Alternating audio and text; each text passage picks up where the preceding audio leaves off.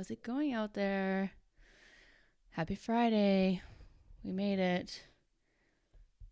So tonight we're going to be chatting a little bit about the chaos that happened this week regarding tariffs, specifically the ones that have been placed on China, where the majority of board games are manufactured. So we're going to talk about the Gaming Manufacturers Association, or GAMA, their response to these tariffs that have been imposed. These are tariffs for products coming into the U.S. specifically. So I'm in Canada, so this is for the U.S. specifically. But then, yeah, we're going to talk about that as well. So some people might be like, oh, well, then I'll just have my product shipped to Canada and then brought down into the US. But that's no bueno. And there's a few different things that we're going to talk about that workarounds that actually are technically illegal.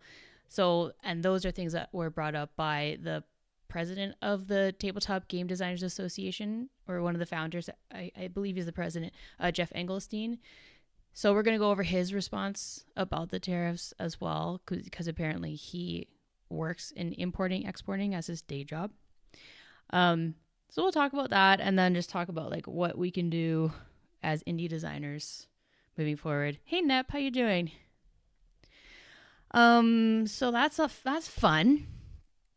Today I mailed off a physical prototype to a publisher, and when these tariffs came out, to be honest, I was expecting an email from them being like, you know what, don't even bother. Don't bother sending us your prototype until we know what's going on. But they didn't, so I still sent it to them. We'll see. Yeah, could have some pretty serious impacts on our industry specifically. So in case you like, you don't know what I'm talking about, I'm assuming you do, but just in case you don't, the current U.S. president imposed tariffs on products that are imported from every country in the world, but then added tariffs to specific, additional tariffs to specific countries, one of them being China. And China is primarily the number one place where board games are manufactured because it is more affordable there compared to every other country in the world, including shipping it back over from there. But also they have been doing this for so long that they really have the facilities and the expertise and the experience to have great quality products that come out of there. I am saying this as someone who hasn't, I'm not a publisher. I don't work directly with manufacturers. This is just what I have learned from other people who work with factories over in China. So basically, products that come in from China, so board games that would come in from China into the US, when they arrive at the port of entry, the importer, so the board game publisher, will now have to pay 54% tariff on the imported product, which is huge. That's a lot. And so some publishers will absorb that cost and then just basically not make any money on the board games that they sell, or more likely, they will then have to increase the cost of the board games that they sell to the public. So the cost of board games will most likely increase. But the thing is, who knows? These tariffs could go away tomorrow. It's very uncertain, which can make it very difficult to plan ahead. Board games are in the pipeline years in advance, and you are basing it off of numbers that you have researched and you need to rely on and have some certainty on. But now that's kind of up in the air. So I feel very bad for publishers, especially small publishers, who are now having to deal with this, especially indie publishers who, self-publishers who maybe just wrapped up a Kickstarter, and they based all of their projections, all of their numbers based on current tariffs, or the current cost of bringing in products from China, and now it's considerably higher. And so indie publishers who had games on Kickstarter will most likely be losing money because of this, and possibly quite a bit. So, really unfortunate situation. So I don't know what indie publishers will do. I imagine this will delay Kickstarters while people sit and wait and hope that these tariffs go away and then bring the shipments in. But basically, let's look at Gamma's response to the tariffs. Let's see what they say. Then let's look at what the TTGDA say. And then let's play some games to have some fun and distract us from this situation. Morgan says, an additional issue is, I imagine people's disposable income may not be going to board games in the impending recession. Yeah, exactly. Yes, I think we will be seeing a trend of people not buying as many board games. I believe sales have kind of been, in general, going down the past few months. But now especially, I do believe that they will go down even more. And so for us indie designers, I think it's going to be even more difficult for us to get games signed with publishers, because I would guess that they would be releasing fewer games. They want to be like very, very certain that the games that they come out with will sell, and be profitable and make the money. So they might not come out with as many games. They might be more selective about the games that they come out with. And so it might be even more difficult for us designers to get games signed with publishers, which is very disheartening. But we just have to keep moving forward. We have to keep making games, keep pitching to publishers. If they say no, or if they, okay, this is one thing I did want to mention specifically. This is one of the reasons that we absolutely need to get advances when we sign games with publishers. Unfortunately, I do believe if these tariffs continue, quite a few small and medium-sized publishers will go out of business. And so if you have a game signed with a publisher and they go out of business and you didn't get a cash advance with them when you signed your game with them, you obviously won't make any money if they go out of business. But if you get a cash advance when you sign a game with a publisher, at the very least, that's a non-refundable, and it should be explicit in the contract, a non-refundable cash advance when you sign a game with a publisher, so that you get paid. You at least will make that, regardless of what happens to the publisher, or if they decide not to come out with your game, or whatever happens, you will at the very least get that money. You will get paid for that. So that is another reason, like this uncertainty of like, who knows, like, yeah, these tariffs could come out and then the publisher goes out of business. You don't know what's going to happen. That's why we need to always make sure we get cash advances. That is a non-negotiable. So whenever you sign a game with a publisher, make sure you get paid up front. Once the game comes out, hopefully it does come out, hopefully the publisher doesn't go out of business. We don't want that to happen. Once the game comes out, then you'll start to earn royalties on the game. It's a percentage based on the wholesale price, wholesale unit price. Once you start making royalties off of that, you do need to recoup the advance that you already received. So once you have surpassed that, then you will start getting royalty checks on top of that. Okay, let's read the Gamma email together. I'll share my screen here and just show you. Okay.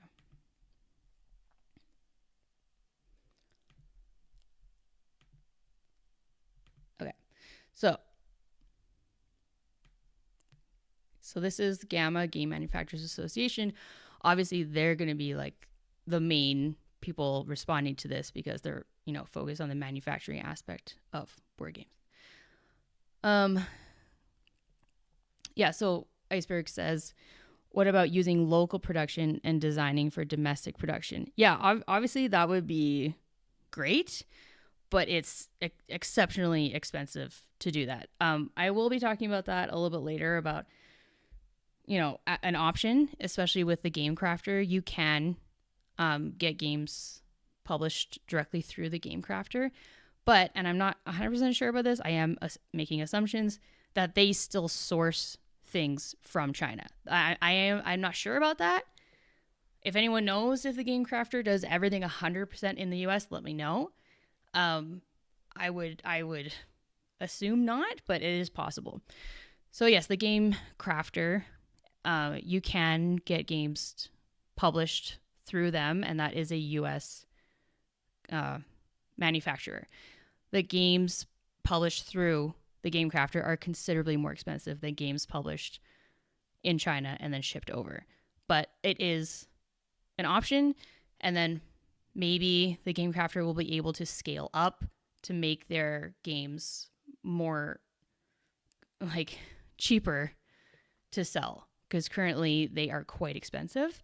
But if you make smaller size games, I did a whole interview with Jason Glover, who publishes through the Game Crafter, about this. If you publish smaller games through the Game Crafter, then that will, keep the costs down and make it easier for people, more accessible for people to actually buy them. But yeah, down the line, it would be great to have more domestic manufacturing.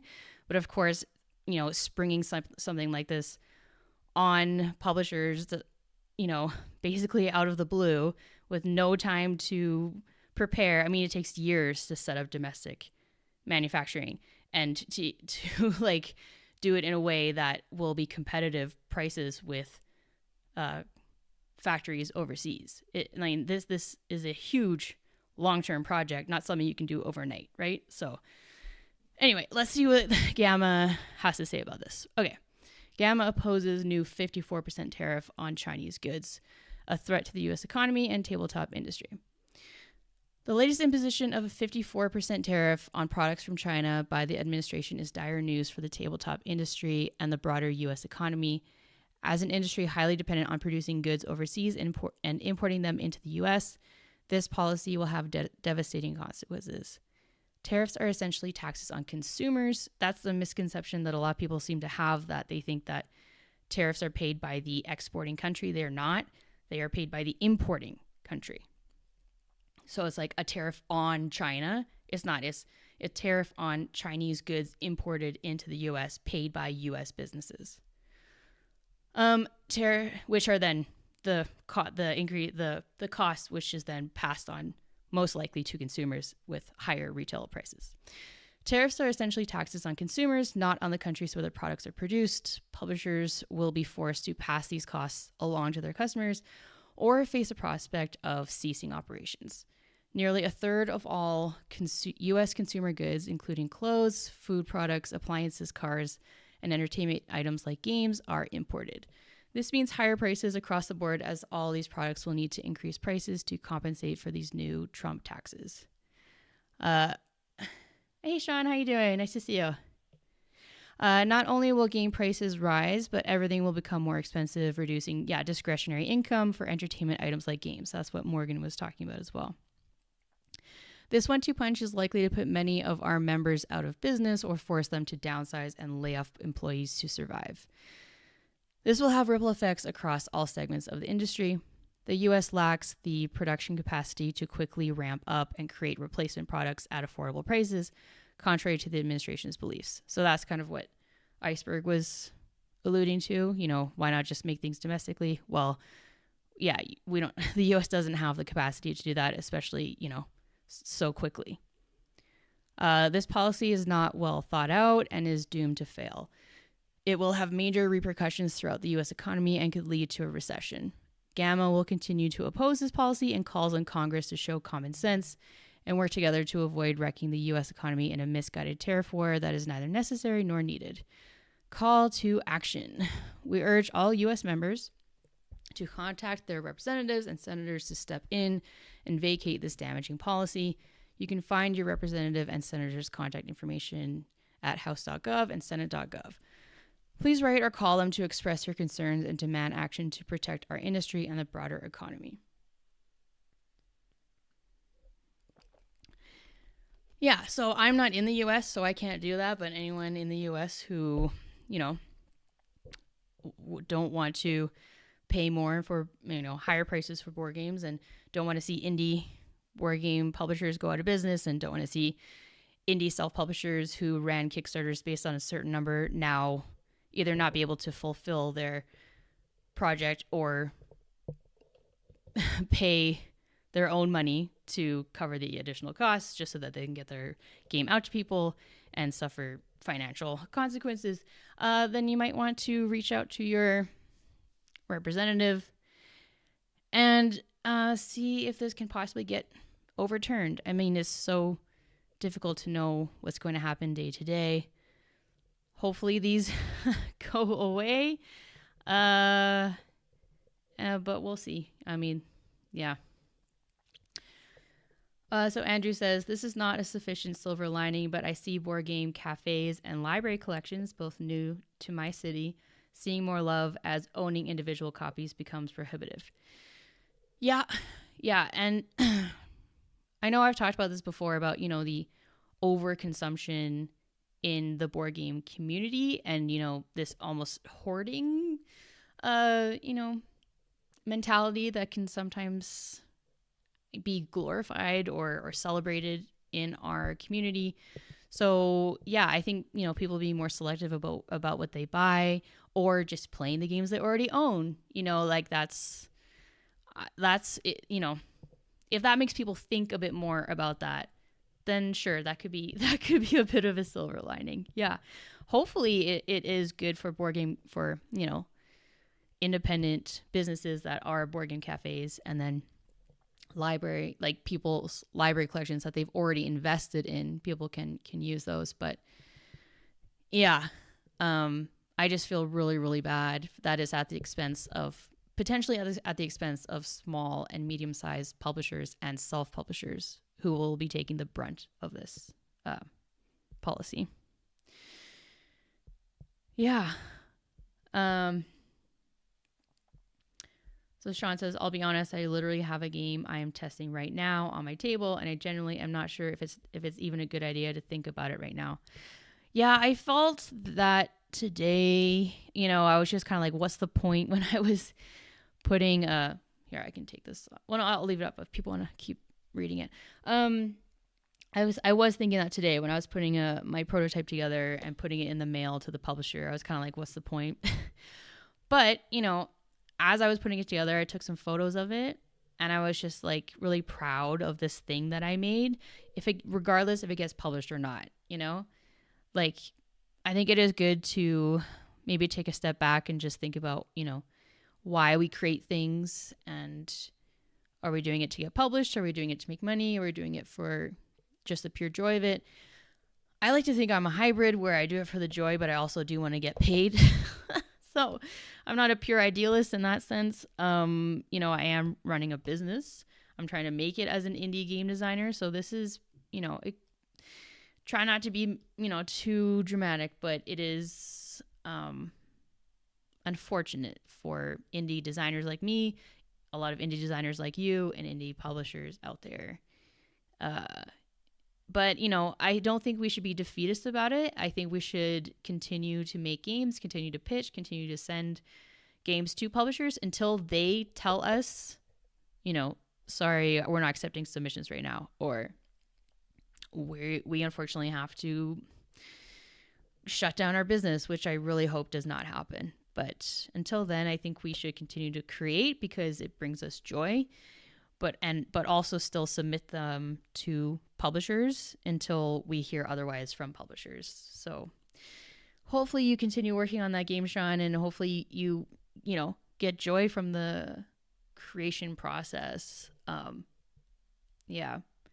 And who knows, like I said, these tariffs could go away tomorrow, right? So I think we might need to operate under that assumption. But I did write down some more things about what we can do, what us indie designers can do moving forward. So I'll talk about that after we read the TTGDA email. So Morgan says, I'm in the video game industry, not board games, so I'm not sure, is print and play a workable business model, at least on a small scale, or is it just too small of an audience? Thanks Morgan for bringing that up. That is something I wrote down to talk about, what us indie designers can do moving forward. And yes, I do think print and plays are something that I have been thinking about seriously for the past 6 months or so. And it is difficult to actually, make significant money off of print and plays, but some people do, and it is possible. One of my members, Matt, he has run quite a few, 3 I believe, highly successful print and play campaigns on Kickstarter, like in the thousands of dollars, for print and play games. So that definitely is a viable thing. There's also Quest Over Coffee, which is one of the biggest, most popular print and play games, and there's a bunch of expansions and variations of it. And so I'm assuming, I am making an assumption here, but I'm assuming that designer is faring fairly well from their print and play games, since they're so popular. So it will still be very difficult to break through in the print and play, niche, but I do think that is something to explore. 100%.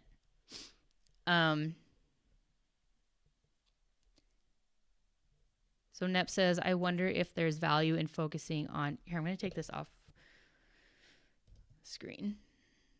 Okay. Nep says, I wonder if there's value in focusing on designs that could be manufactured entirely at a local print shop, stick entirely to cards and paper/cardboard components. Yeah, you could. It still will be,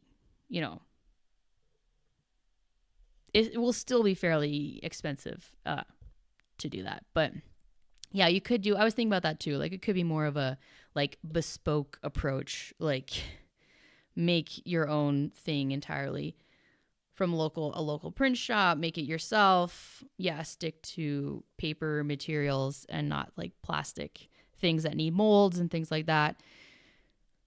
It's possible. Yeah. I still think you'll have to set it at a fairly high price point that people might not be comfortable with, but something to think about. Sean says, I like that attitude. I think it has to be both about the money, but the creation as well. Yeah, I think so. Well, at least for me. Some people are 100% just about creating, which I, one day could see myself being. But right now I am trying to make it a business as well. Are you saying Trump isn't consistent? Maybe. Yeah, so Ghost Computer is saying the only company that won't be affected is Button Shy. And so, yeah, Button Shy is a fairly successful print and play company. And they make postcard size games and things like that. So that is, yeah, I do think it is a viable option. But I just hope it's not, I am thinking about the small and medium sized publishers who use manufacturers in China, and they literally have a shipment that's about to come over. Now all of a sudden it's 54% more expensive than they thought it would be. But yeah, so let's just read the TTGDA email, and then I'll talk a bit more about some of the things that y'all are bringing up, what can we do moving forward, print and plays, print on demand with TGC and things like that. But let's read, here, let me bring this up first. Let's read the TTGDA's response to this, because they did have some interesting insight into this. Let's bring it up here. Just one second.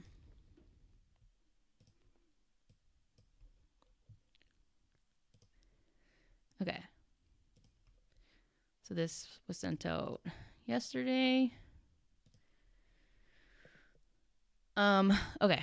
The Tabletop Game Designers Association position on U.S. tariffs. Yesterday, the Trump administration announced extensive and enormous tariffs on virtually all products entering the U.S., including games. If these tariffs stay in effect, they will cause great harm to board game companies and suppress sales of most titles due to price increases. While the biggest headaches will lie with publishers, designers will definitely be impacted. We urge U.S. members and all interested parties to reach out to their representatives. Well, I mean, I can't really reach out to U.S. representatives. Maybe I can. I don't think so, but to urge for the repeal of the tariffs. If there's like a petition I can sign, I'll do that. But Gamma put out this eloquent statement that they have given us permission to share here. After that, we have included some further information about tariffs. So this is the message we already read. Oh wait. This looks different than the one that we read, isn't it? Interesting. Okay, so let's read this. Okay. The latest 54% tariff on Chinese products is bad news for everyone. Higher prices on clothes, food, appliances, cars, and games mean less money for fun and essentials. This misguided policy could lead to layoffs, business closures, and even a recession. Take action now. Okay, so talking points, opposition, impact on prices. The 54% tariff on Chinese goods will significantly increase the prices of consumer products, including games, clothes, food, appliances, and cars. Higher prices will reduce discretionary income. Oh, so maybe this is the same message, but they just reformatted it. Yeah, these tariffs act as taxes on consumers, not on the countries where the products are produced. Increased costs will force publishers to pass these expenses on to customers or risk going out of business. Yeah, we already read all this, so I'm not gonna reread all of it. Okay, so here's the additional information that TTGDA added. So this section is being written by our intrepid president, Jeff Engelstein. I've been in the import-export business, my day job, for 35 years now. I see a lot of misinformation being spread about tariffs in general, so I wanted to clear some of that up. TTGDA is working on a white paper about tariffs in conjunction with Gamma. This is a quickly written preview. Tariffs are paid for by the importer. They're not paid for by the country of origin. Most likely this is the game publisher. The tariff is based on the cost the importer pays for the product, not the, and this is manufacturer's suggested retail price. So it's not on the retail price, it's on the like wholesale price, or the price that of the imported goods, not the price that the publisher will then sell it at. It does not include the freight to get to the port of entry. Okay. Some factories, to offset the impact of the tariff, will offer to sell the product at a reduced cost and charge a separate consulting fee to make up the difference. The importer then shows the lower cost to customs and pays a tariff on that. This is illegal. You are supposed to pay import duties and tariffs based on the total value of the imported goods. This includes not just the amount you pay for the product, but also the engineering, the tooling, the setup charges, and so on. All costs that go into making the product are subject to tariff, except the shipping.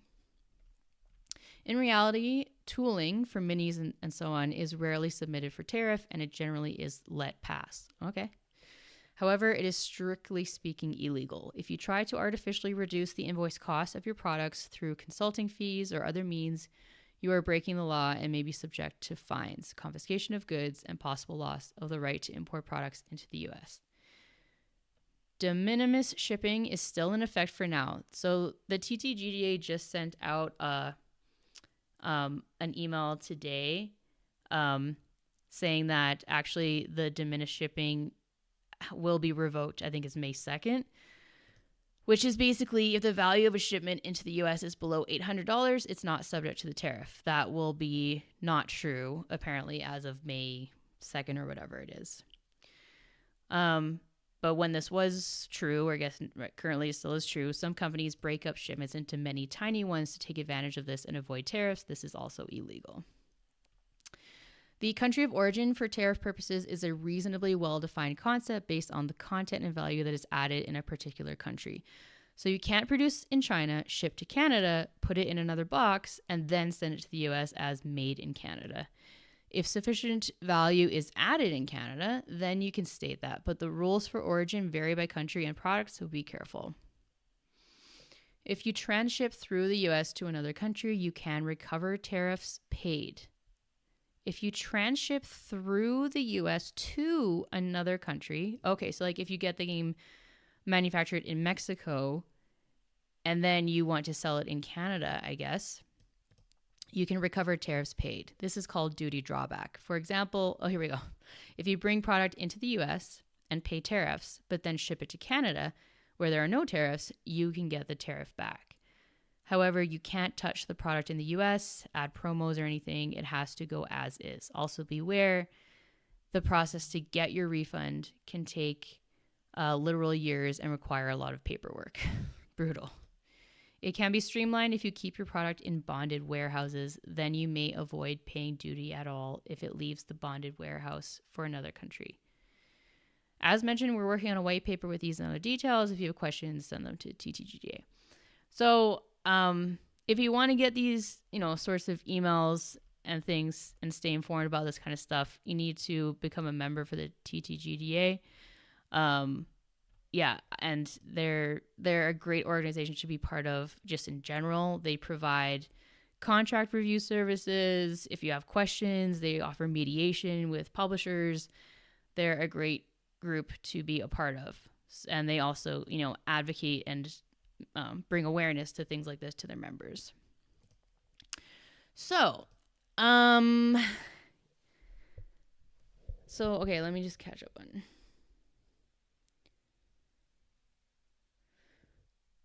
So 3D printing as a solution, possibly, but obviously you need to,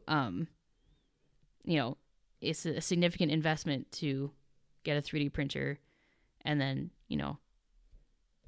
it's still going to cost a considerable amount to prototype games yourself. But yeah. Ghost Computer says, as a Canadian living in the US, this is just nuts to live through. Props to Gamma.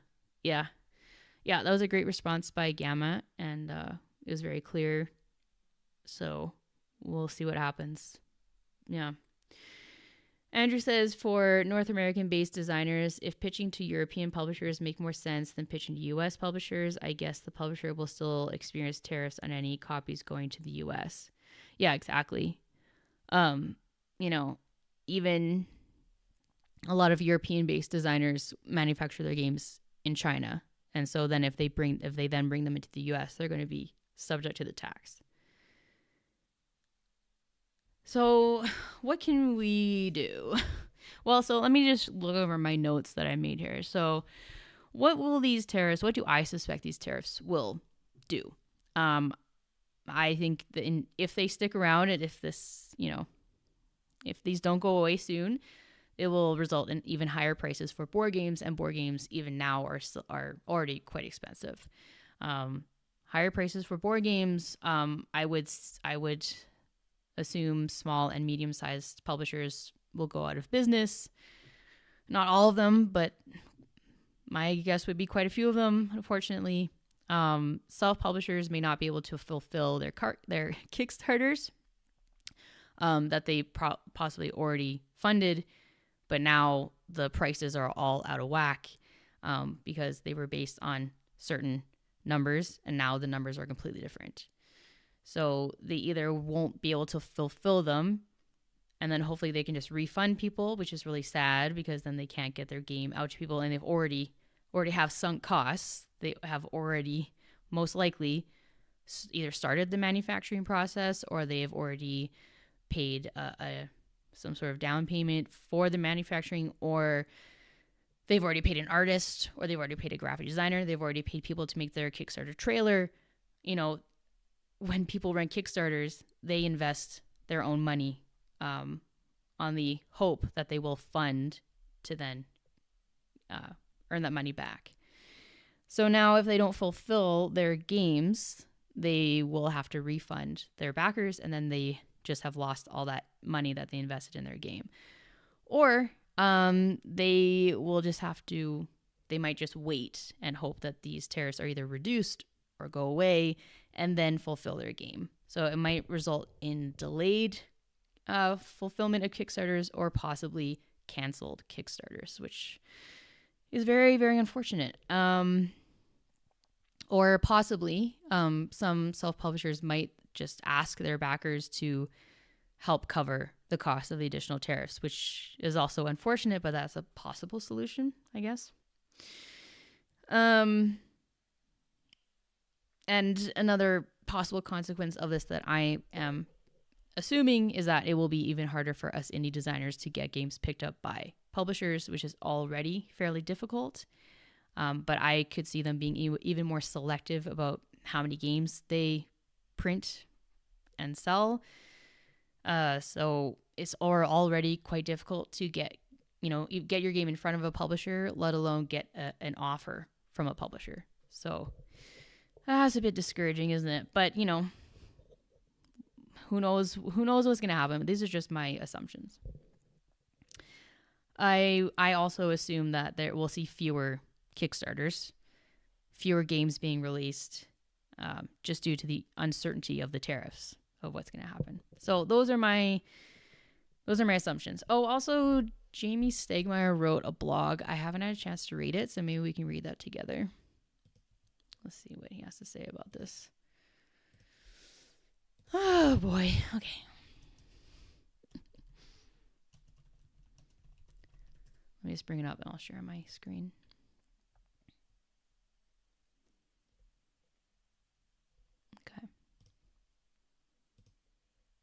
Okay. So,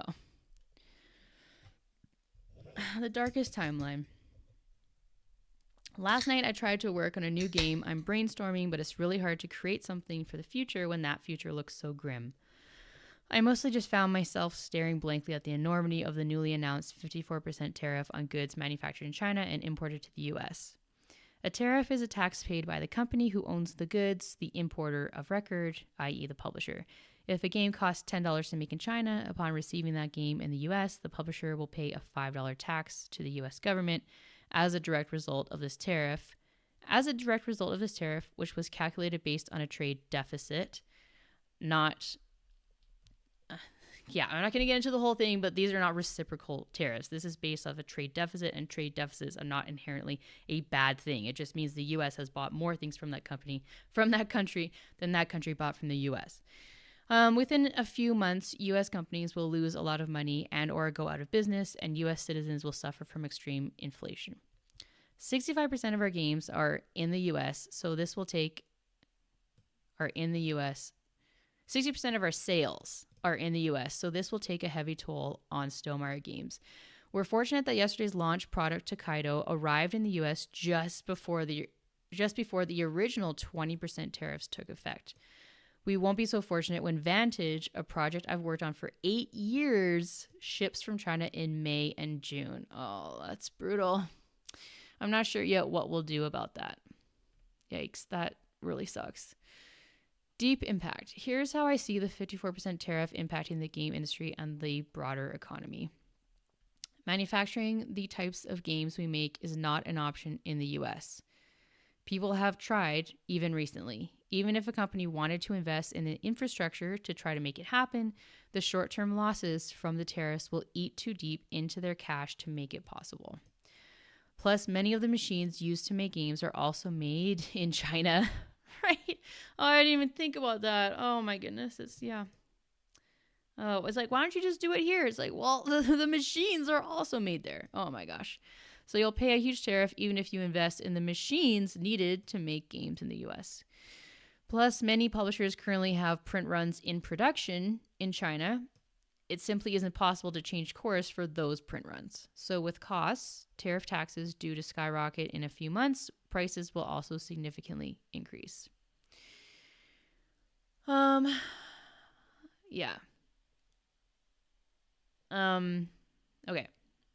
More publishers will turn to low-cost, high-markup products. For example, packs of cards, not necessarily collectible card games, but that type of product. Not only do tariffs have a much lower impact on the margins of these products, but they're also one of the few types of modern gaming products that can be produced in the U.S. at places like Delano and Artiforge. I haven't heard of... Oh, no, I've heard of Delano. Okay, game manufacturing and more. U.S.-based board and card game manufacturer. There you go. Yeah, so it's not just the Game Crafter. There's also these other U.S.-based manufacturers. And if you stick to fairly simple games, but mainly like paper-based, like Nep was saying, that could be a viable path. But it's the real concern is for publishers who already have games in the pipeline or are already made. What are they expected to do now? But not only do tariffs have a much lower, they're also okay. Let's see this one as well. Artiforge, digital printing solutions, produces high quality digitally printed products. Doesn't say U.S. based, but I'm assuming it is. Forged in the USA. There you go. Roseville, Minnesota. Cool. Crowdfunding. Okay, but okay. Crowdfunding and direct sales online and at conventions will become the backbone of most publishers. Okay. Tariffs will have a smaller impact on those direct prices than on retail prices, which involve a multiplier, so distributors and retailers have sustainable margins. Right. There will be far more games that are available exactly once and never again. Also, as proposed by GameFound, we'll probably see crowdfunding platforms where platforms allow creators to select different prices for customers in various regions due to tariffs. Oh, that's interesting. Sadly, I think local retailers will suffer the most. Unless something changes about the distribution model, a game that was once priced at $50 will now cost as much as $75 at retail. The publishers who are willing to work with retailers to mitigate the price increases will likely be the ones whose games you see on the shelves of local stores later this year. So I guess that means publishers who are willing to pay for part of the tariff and not pass all of the tariff onto the retailer or the consumer. Any publisher, big or small, new or old, without cash reserves is in deep trouble, especially if they currently have games in production in China. The best they can do for now is talk to their manufacturer to ensure that only production costs are included on their commercial invoices. The best they can do for now is talk to their manufacturer to ensure that only production costs are included on their commercial invoices. Okay. Publishers who have established sales channels outside of the U.S., direct distribution localization partners, will have a better chance of weathering the storm. If you don't have those channels, now is as good a time as any to create them. With prices skyrocketing on over $500 billion of goods made in China and exported to the U.S., people will have significantly less money to spend on things that bring them joy, like games. As Elizabeth Hargrave said in a recent post, we are an industry reliant on people having disposable income. I foresee the 2025 holiday season being the weakest in years, so publishers may want to plan ahead by reducing the size of their holiday print runs, which will start production soon, and that directly will impact us designers who have games, with publishers coming out. If they will reduce their print runs, that means less royalties for us. So that's very unfortunate. Publishers who ship to the U.S. before selling to customers/distributors in other countries will need to start shipping directly from China to those countries instead. We've been doing this for the last 10 plus years. We ship directly from China to fulfillment centers in Canada, Australia, Europe, and the U.S. As a result, the U.S. tariffs will not impact our prices in other countries. Well, that's good. But like I said, there are so many publishers out here that are not as established as Stonemaier, right? So I would say most publishers don't have that set up, but I'm glad that they do. So hopefully that this won't impact them as much. Previously, publishers could optimize logistics by shipping larger orders directly from China to big box retailers like Target and distributors, but tariffs ruin that strategy. Right. A lot of what I've mentioned here is about a diversification of options and resources, and one more to add to the list is digital versions of tabletop games. The revenue they generate typically isn't enough to make a big difference, but at least the tariffs won't apply to them. That is something I'm going to be talking about later. Some publishers may give customers the option of covering part of the tariff cost at checkout on their web store rather than add that cost automatically to every game. Interesting. This is something we will likely implement starting with Vantage. So you give customers the option of covering that for the publisher. Let me just check chat here. Make sure I'm not missing anything. Andrew says, I haven't signed up for TTGDA, but maybe as I start visiting cons and pitching later this year, maybe I will. Man, weird year to head into the fray. Yeah. It's weird times. It's not an ideal time to start in game design, that's for sure. Yeah, sorry. I'm sorry about that. I'm really sorry. I'm just thinking like, how can I continue to make videos about board game design when the whole industry is kind of like has been turned on its head, like yeah, it's not a great time. But yeah. Sean says, yeah, that oh boy sounds like the start of a great weekend. Yeah. Oh boy. Ghost Computer says, I believe Button Shy owns their own industrial printer. Oh, okay. I'm sure I've seen pictures of them printing and cutting their own cards. Not an option for anyone else. Yeah. Yeah, it's an interesting model, though, that they mainly make, very small sort of micro and paper-based games, like the postcard size games or the 9-card games, 18-card games, print and play games, things like that. Oh, Andrew says update just signed up. Solidarity. Nice. Yeah, and you'll also get access to they have monthly webinars that for TTGDA members, and they've had people like Pat Marino from the Op talk about what he looks for in games that he publishes, and they've had an accountant. I believe they've had a lawyer. They just had someone from Board Game Arena on talking about how to make digital versions of board games in Board Game Arena.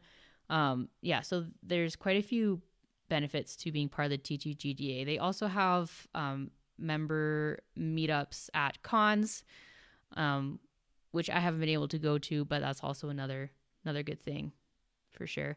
And they also have like a list of all the members, so you can see people who are members there, and then you can see I believe their idea is that you can see the publishers that designers have worked with, and then you can reach out to that member and be like, hey, like, I'm interested in approaching this publisher to pitch my game to. I see that you've worked with them before. How was that? And you can have an honest and discussion about what that was like working with that publisher. And that's something that I think is very important for us to talk about and be transparent about what it's actually like to work with different publishers, and will we recommend them to other people. So Sean says, listen, you start this year and every year hence will be a breeze. Yeah, no, that's true. Hopefully it can only go up from here, but my goodness, it seems to keep going down. I don't know.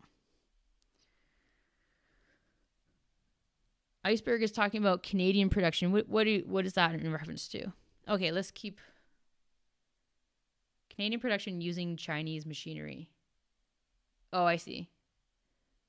Yeah, unfortunately, there really is no Canadian manufacturer that I know of. I know people have asked that in the Board Game Design Lab Facebook group, asking like, does anyone know of a manufacturer in Canada? And almost everyone is just like, no. It's just, no, it doesn't exist. And so I really do hope that someone takes this as an opportunity to seriously look into manufacturing games in Canada. I haven't heard anything happening, but that would be great. So we will see about that. Okay, back to this. So, how bad is it? I'm still reeling from the news. Yes, this was a likely hypothetical, and 20% tariffs have been in place for a few months, but the reality of a 54% tariff is devastating. There's no math that makes it work. There's no silver lining. It is a lose-lose-lose situation for everyone involved except the U.S. government, which in the long term will also not benefit from the repercussions of the tariffs. So yes, it's really bad. A mix of the above strategies may help mitigate the negative impact of these tariffs. And if you have anything to add to the list, please share it in the comments. My heart goes out to my fellow creators, designers, publishers, gamers, and everyone else in the tabletop industry and community. Creating a game is so much more than manufacturing. In fact, most of the people involved aren't printing and assembling the game. If you're passionate about U.S. manufacturing, that's great. I am too. But there's a lot of other US-based jobs beyond manufacturing that deserve your passion too, including all 7 of my coworkers. And B, please don't let that passion turn into xenophobic zeal. in every country, there are companies that treat their employees well and companies that treat their employees poorly. This isn't about nations, it's about companies and people. Our manufacturing partner, Panda, takes great care of their employees. So yeah, Panda is based in Canada. I actually believe they're based out of Vancouver, but then they partner with a factory in China. If the government was serious about increasing American manufacturing instead of penalizing companies for manufacturing overseas, reward them heavily for manufacturing in the US. That's what I was thinking. Like, I don't know, not to like, yeah, I'll just share what I was thinking about this. Why not just incentivize and reward people who do domestic manufacturing, rather than being a negative for people, like punishing people who manufacture overseas? Provide subsidies or grants or rebates for people who do domestic manufacturing. Would that not help bolster the domestic manufacturing rather than this approach? But whatever. So I agree with that. Yeah, especially for the first few years when the risks are highest. Do this with deliberation and intention, providing plenty of advance notice. Even companies that have the option of US production can't switch overnight. Typically, a game that costs $10 to make plus $2 in freight shipping for a total of $12 in landed costs would have an MSRP of around $60. The primary reason for this is that distributors buy from publishers at a 60% discount so that they can sell the game to retailers at a roughly 50% discount. So a $12 game would sell to a distributor for $24 and then to a retailer for around $30. And retailers have significant overhead to cover, and their cash is tied up in all the games they've already paid for to stock their shelves. If you add $5 in tariffs, the total cost jumps to $17, resulting in an MSRP of around $85. One possible revision to the system is that the tariff cost is simply passed up the chain, but everyone along the chain needs to agree to it, including the customer. Yeah. So let's talk about what we can do. So as has been mentioned, we can explore print and plays. And this is something I have been seriously thinking about for a while, and I am going to be thinking about it even more seriously now. Where, if you don't know, so a print and play game is a game that you create and you lay it out so that people can easily print it at home, print it off at their home computer or at some printer that they have access to, and then can play the game. Some print and plays are more involved. You have to cut things out. You might have to laminate things or things like that. But one of the most popular print and play games is called Lantern, and it's just a one-page sheet. You do need to provide your own dice and pen or pencil, but it's a roll and write print and play game, and it's one of the most successful print and play games of all time. So you can do it very simply, or you can do it more involved. And quite a few people have been very successful running Kickstarters for print and play games, which might sound a bit unintuitive. Why are people using Kickstarters to raise funds for a print and play game where there isn't manufacturing involved? But that's because Kickstarter and other crowdfunding platforms have evolved, and they're more so, or maybe just as much, about being a point of sale and a marketing tool as they are for needing to raise the funds to actually do your project. Like originally, Kickstarter was about, I have this idea, I need help to fund the idea. If you help fund the idea, then I'll do the idea.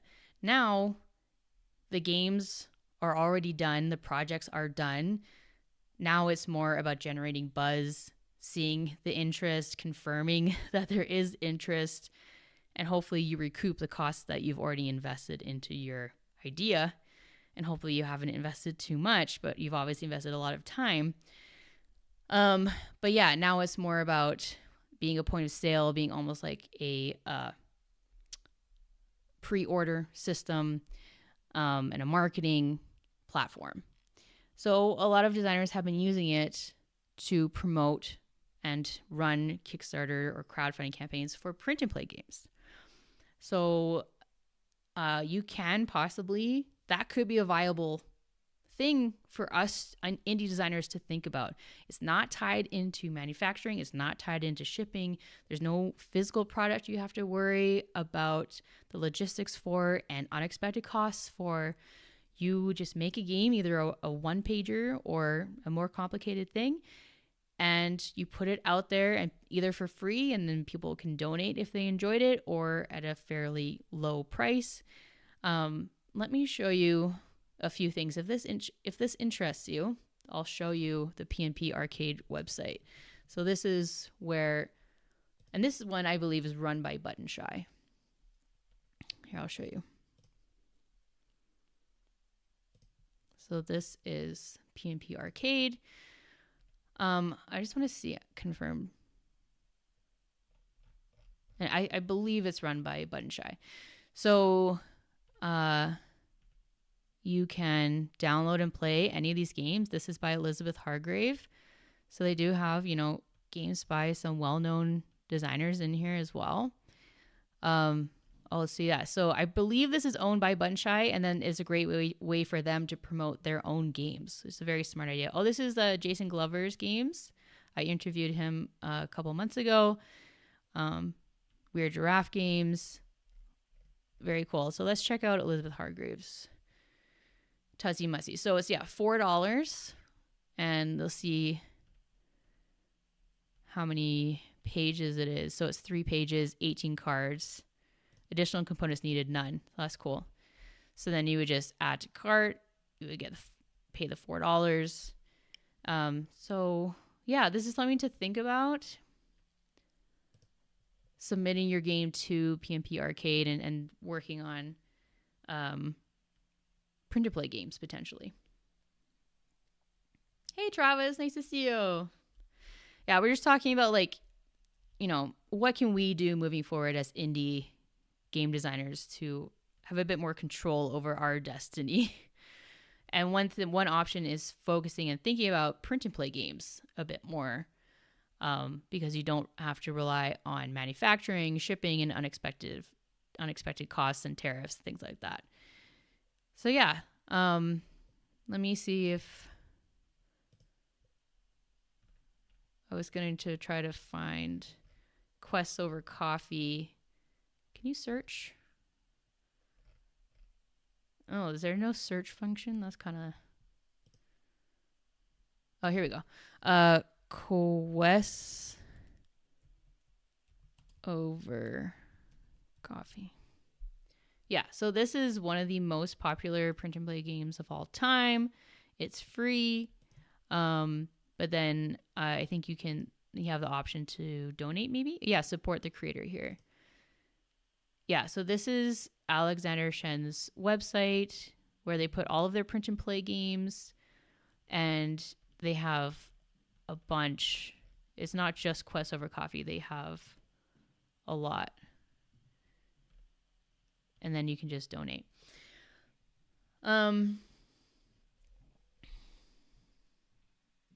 So Sean says, the print and play sounds like a great way to continue to express your creativity, but it's not full-time revenue stream.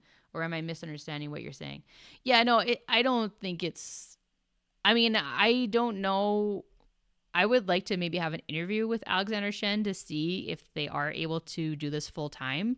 They do have quite a few games, and they're very popular. I do believe they have a Patreon and things like that. So I don't know if he's able to do this full-time, if it's sustainable in that way. But this would be sort of like one of your possible revenue streams to think about. You could have a print-to-play game out there while you continue to pitch to publishers, while you do this and that and the other thing. But yeah, I don't imagine... I think it's fairly difficult to... Well, I mean, who knows? Some print-and-play Kickstarters are making, $6,000 to $10,000. If you run a Kickstarter for a print-and-play game every month, every 2 months, that would theoretically be a full-time salary for a lot of people.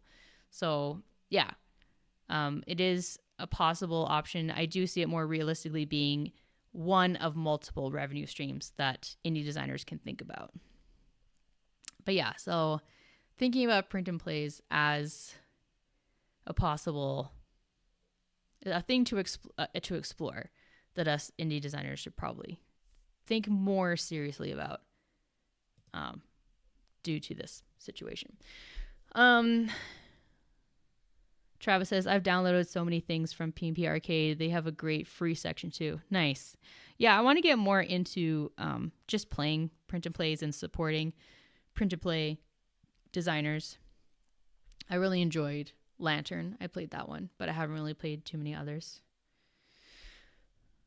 Travis says, my grocery game was originally imagined as a print and play, but then grew to be an unrealistic size to ask people to print it. Yeah, that's definitely something to think about. I do personally think the simpler the better for print and plays. If you can lower that barrier as much as possible, it'll be more accessible to more people. But I do know a lot of print and play enthusiasts don't shy away from bigger builds. So, yeah. All right, thanks, Andrew. Thanks for stopping by. Have a great night and a great weekend. But yeah, so print and play games.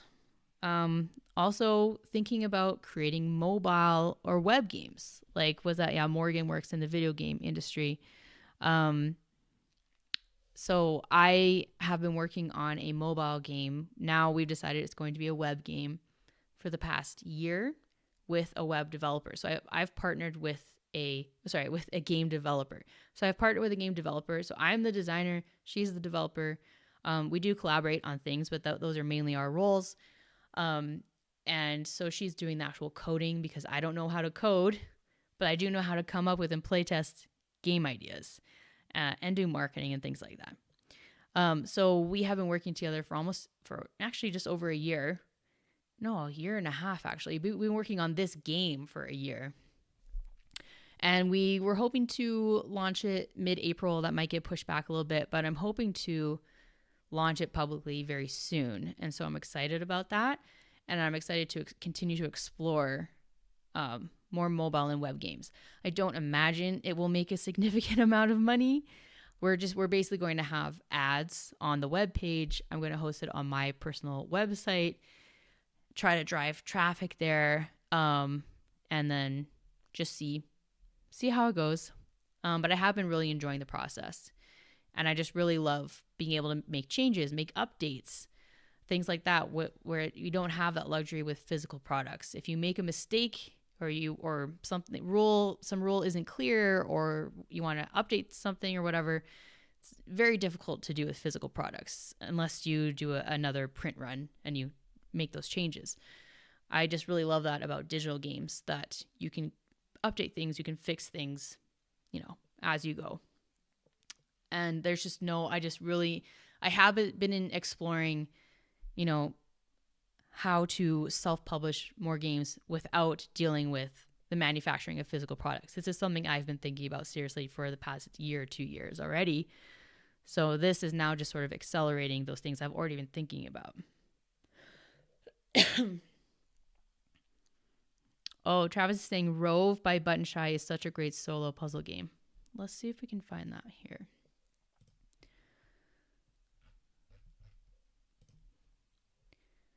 Rove. Okay, let's check this out together here. Let me show you.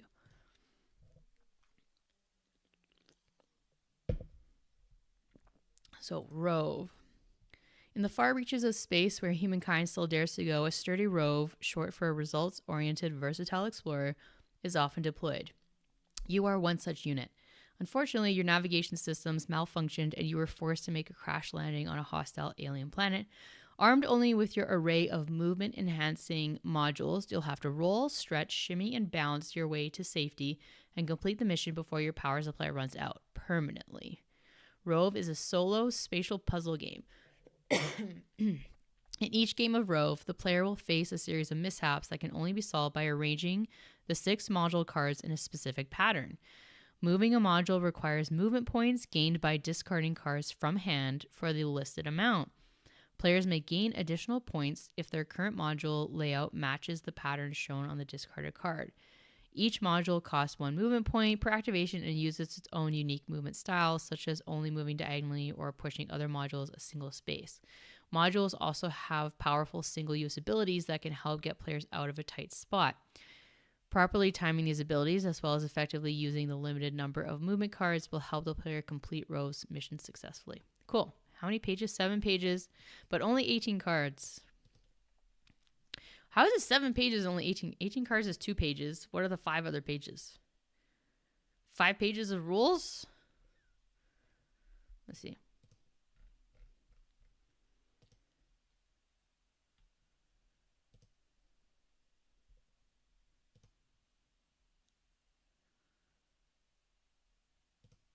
Cool. Awesome. I'm going to add that to, I have a list of print and play games I want to check out. Print and play games to play. Rove. In case you're interested in what the other games I have here, there's Escape of the Dead, Grove, Arc Minima, so like a condensed version of Arc Nova, Quest Over Coffee, which we already looked at, City of Fury, T-Troll, and Flip Town. Cool.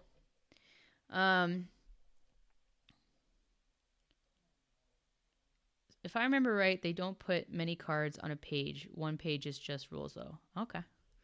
Hey, Aaron, how you doing? Nice to see you.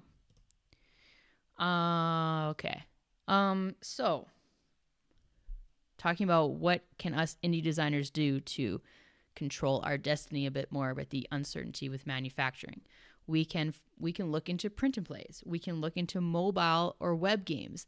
What I did for that was I partnered with someone who knows how to code rather than me learning how to code. If you already know how to code, that could be something fun to do if you can already do that yourself. Actually, I don't know if Andy is watching right now, but Andy has made a game, and it will be coming out on Steam. It's called Peak. Here, let's take a look at that.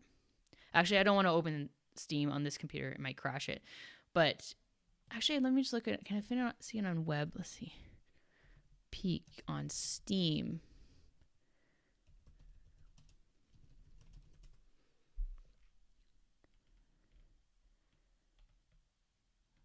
I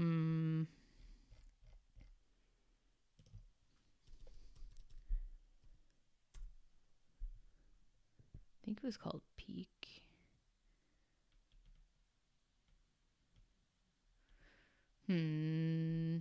Well, if you're watching, remind me what the name is of your game. Anyway, so yeah, either partnering with someone who knows how to code, or learning how to code, or using your code skills that you might already have is definitely something that I have already been looking into for the past year and a bit, 2 years or so. But it's something that I think we should definitely be looking into as designers, because it's a lot easier to self-publish a mobile game or a video game rather than overseeing the manufacturing and self-publishing a physical product, as we are seeing illustrated to the max right now with these unexpected tariffs.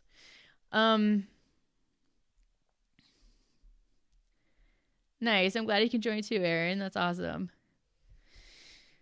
Okay. So yes, another option is self-publishing your game through a domestic manufacturer, particularly the game crafter, because not only are they a manufacturer, they also would deal with the shipping and the customer service. So those two companies that Jamie mentioned on his blog, Delano and Artiforge, I think it was. Let me just see here. Delano and Artiforge, yeah. I am assuming, but I haven't looked into it fully, but I'm assuming they just do the manufacturing. I don't know. I'm not sure, but I'm assuming they don't then ship directly to customers or deal with customer service. Maybe they do, but I do know that the Game Crafter absolutely does, and they also have an online market where people can directly buy through them. They then print and manufacture the game, ship it out to them, and then deal with the customer service. All you do is you just get an email saying you just sold a game. Here's your cut from the Game Crafter. I don't know what their percentage is, but obviously you'd have to split that with them.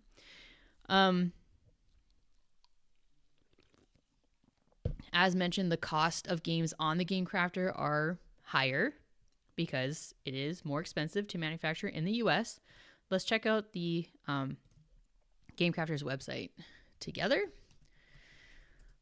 I did an interview with Jason Glover about selling your game on the Game Crafter, and he uses what are called crowd sales primarily. He has all of his games available to buy on the Game Crafter. Let me show you. So this is the Game Crafter.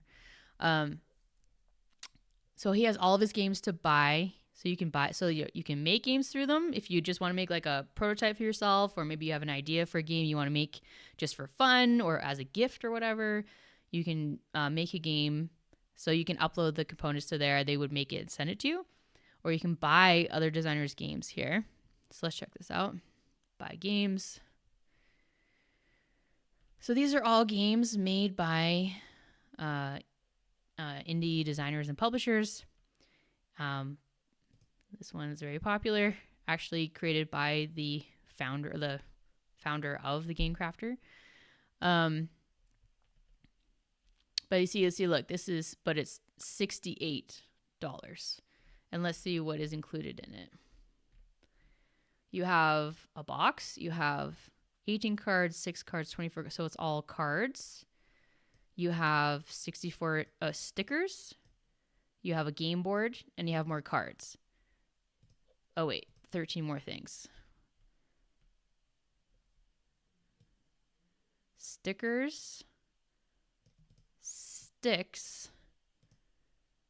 And you do have some minis. You have some rockets. Okay, so there is a considerable amount of components, but it's still $68. Like that's pretty high, and that's not including shipping.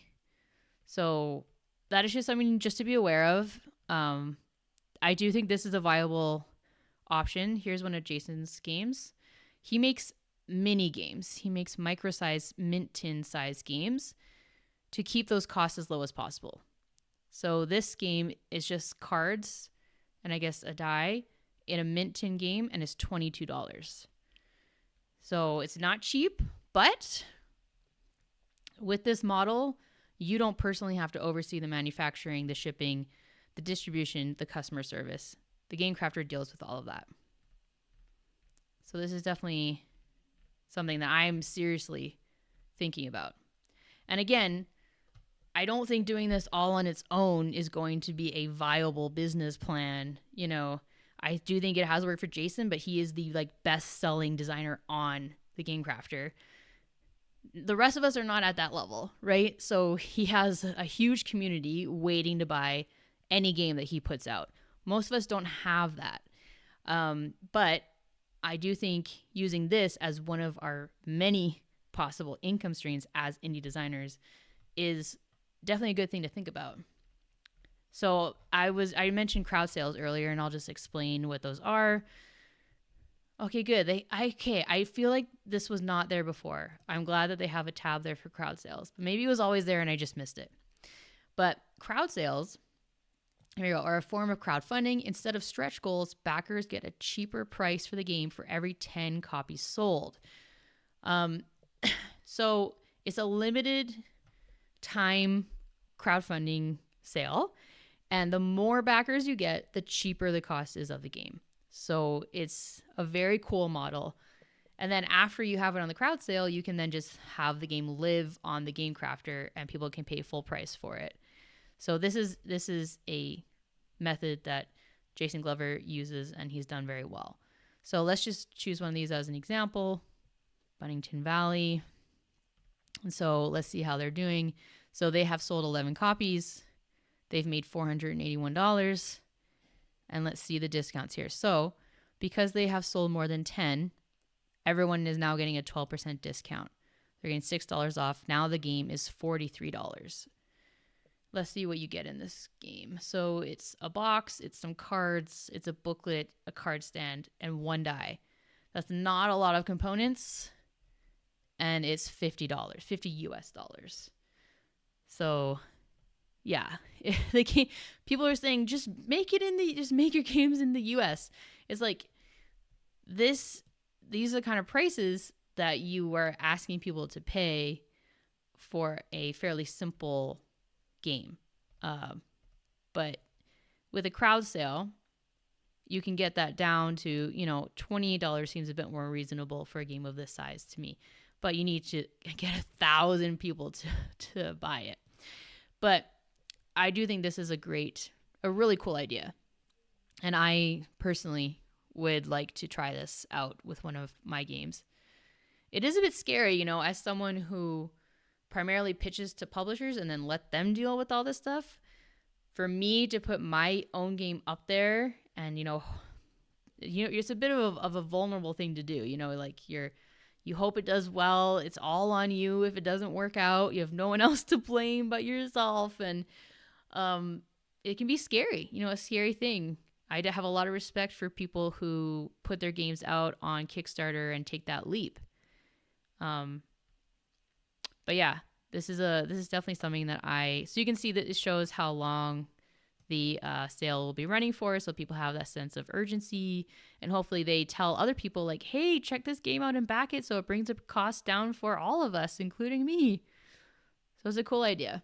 So that is crowd sales on the Game Crafter. Aaron says the Game Crafter is awesome. Yeah, I agree. I love the Game Crafter.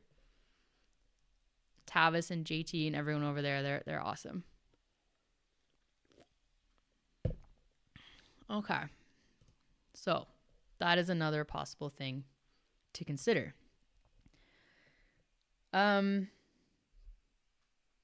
Yeah, so also I personally, and I, do whatever you want to do, but I personally will continue to pitch games to publishers until they tell me, hey, we're not accepting submissions anymore, until we figure out if we can even survive through this tariff situation. I will continue to pitch to them. I'll continue to follow up with publishers who I have already been talking to about games that they expressed interest in. Yeah, so we should just continue to create, continue to pitch, continue to do our thing, because who knows, these tariffs could go away, or, publishers can figure something out. I don't know. But at the end of the day, we just need to continue to do what brings us joy, which is creating games. And then whether we then put it up as a print and play, put it up on the Game Crafter, whatever, I think we should still also, if pitching to publishers is something that interests you, it is something that interests me, I will continue to still do that. But I'm not going to only focus on that. And there's a few reasons why. It's because, of this tariff situation, where publishers, it might be even more difficult to get a yes from them. Some publishers could very possibly go out of business. But I completely lost my train of thought. What was I saying? I've been talking for an hour straight. I can't remember where I was going with that thought. It was a good thought, and now it's gone out of my brain. But yeah, I think I was talking about not putting all my eggs in one. Oh yeah, that's right. I got it. It's back. So I'm not going to put all of my eggs in one basket where I'm only pitching to publishers, and I only have games with publishers, because of this tariff situation, like I mentioned, and the uncertainty with it. But also, I have had 2 games canceled. One of them was almost like signed on an almost like conditional sort of basis. I basically was paid to continue to work on it while they worked on getting the official agreement from the IP holder. It was based on a certain brand, and the publisher was very interested in the game. They told me, they're pretty confident that they will get approval and sign off from the IP holder, and they paid me to continue to work on the game and develop it, which I did. And then 6 months later, they told me that the IP holder actually said that they don't want their IP used in a board game, which was really disappointing. I talked about that a bit last year in a video just called Update. But then a couple weeks ago, I had a game that was completely done. That was, bye, Sean. See you later. Thanks for hanging out. Sorry, I didn't see this till now. Bye. Yeah, so I had a game that was completely done. I had reviewed the final rules. I had reviewed the final components.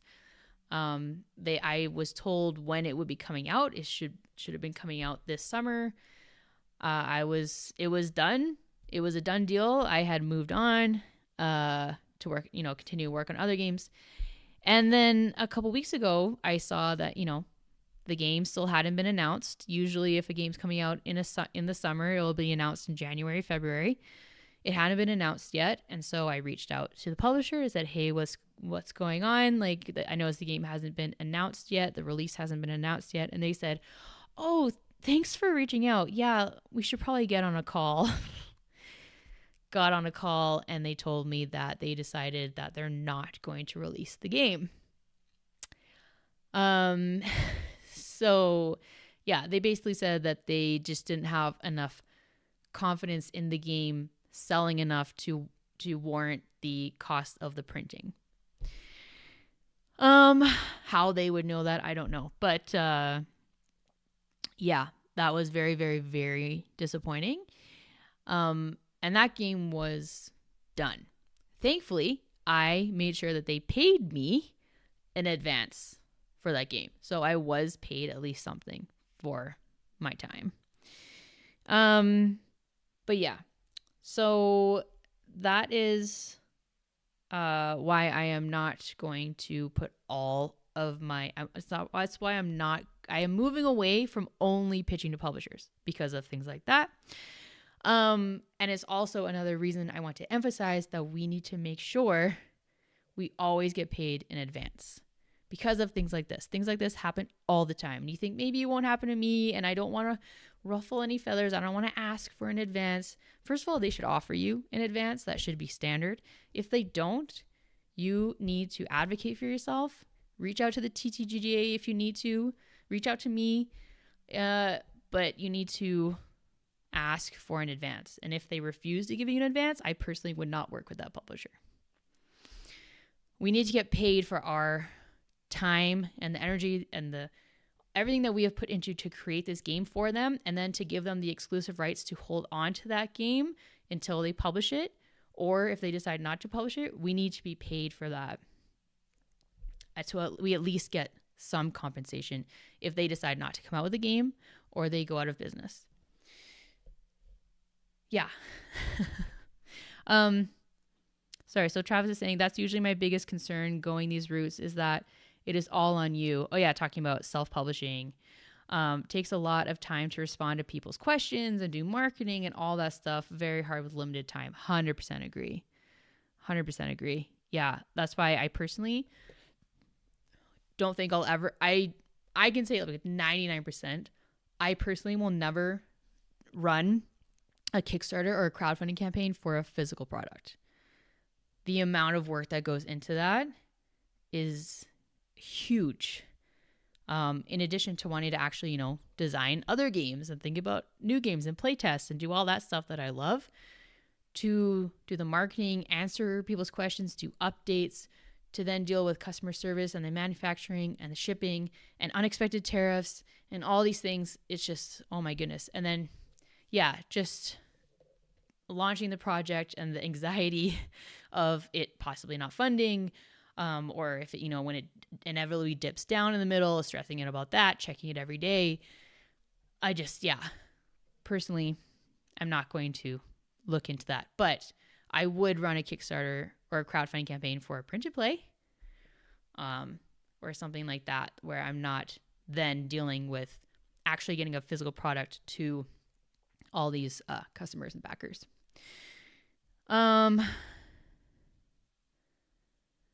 So Iceberg is asking, for the game that was canceled, who actually owns the game? Like without the IP. I do. So us designers, we always maintain the rights. Well, yeah, we never lose the rights. We license the rights of the game to publishers. So when you have a contract with a publisher, it's a licensing agreement. You are licensing the game concept to them to use in a game. If the game stops selling or if they don't release it by a certain date, the rights then return to you. And so that is what will happen with this game, where the publisher decided not to release it. Um, they haven't 100% said it's not coming out. They're sort of dangling the carrot a little bit, saying that, it's not 100% not going to come out, but there's a chance it could still come out. It's pretty darn low, especially now with these tariffs. These tariffs have put the nail in the coffin for that one, I'm pretty sure. So once they officially, or I need to look back at the contract, I'm pretty sure there's a date in there that says if it hasn't come out by this date, the rights return to the licensor, which is me. Once that happens, I will then get the rights back, and I can then pitch that game to other publishers. That game, unfortunately, is tied up with an IP, so it would have to be rethemed in some way.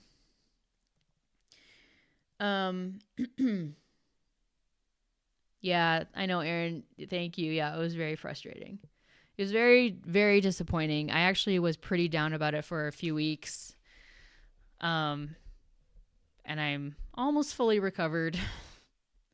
These tariffs are kind of making me feel like, you know what? It probably would have been canceled because of these tariffs anyway, maybe. Who knows?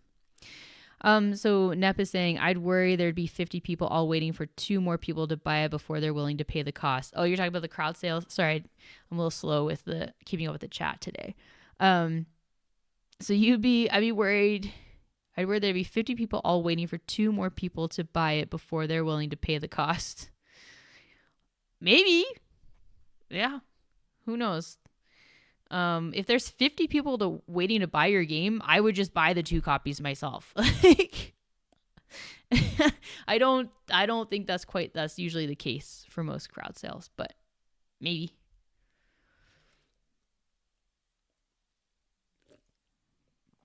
Maybe. Okay, so back to what we can do in this perilous situation. Okay, so the last thing I'm going to talk about is publishing games on Board Game Arena and Tabletopia.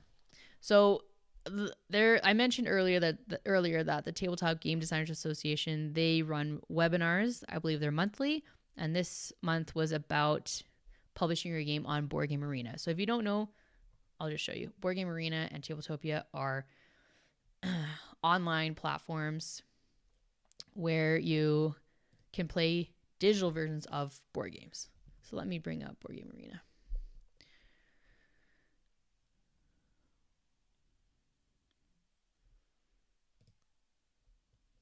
Okay.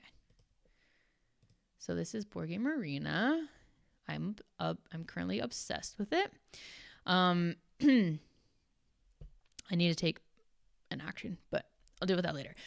So these are digital versions of a ton of board games. So you can play them online. You can play them with people all around the world. You can play them with friends. It is a very, very, very cool platform. So you could create a digital version of your board game and have it on here. And then that's a way to not deal with the physical manufacturing of a game. I'm not 100% sure, though, if you can make a digital, or like only a digital version of a game, or if it does need to be based on a physical game.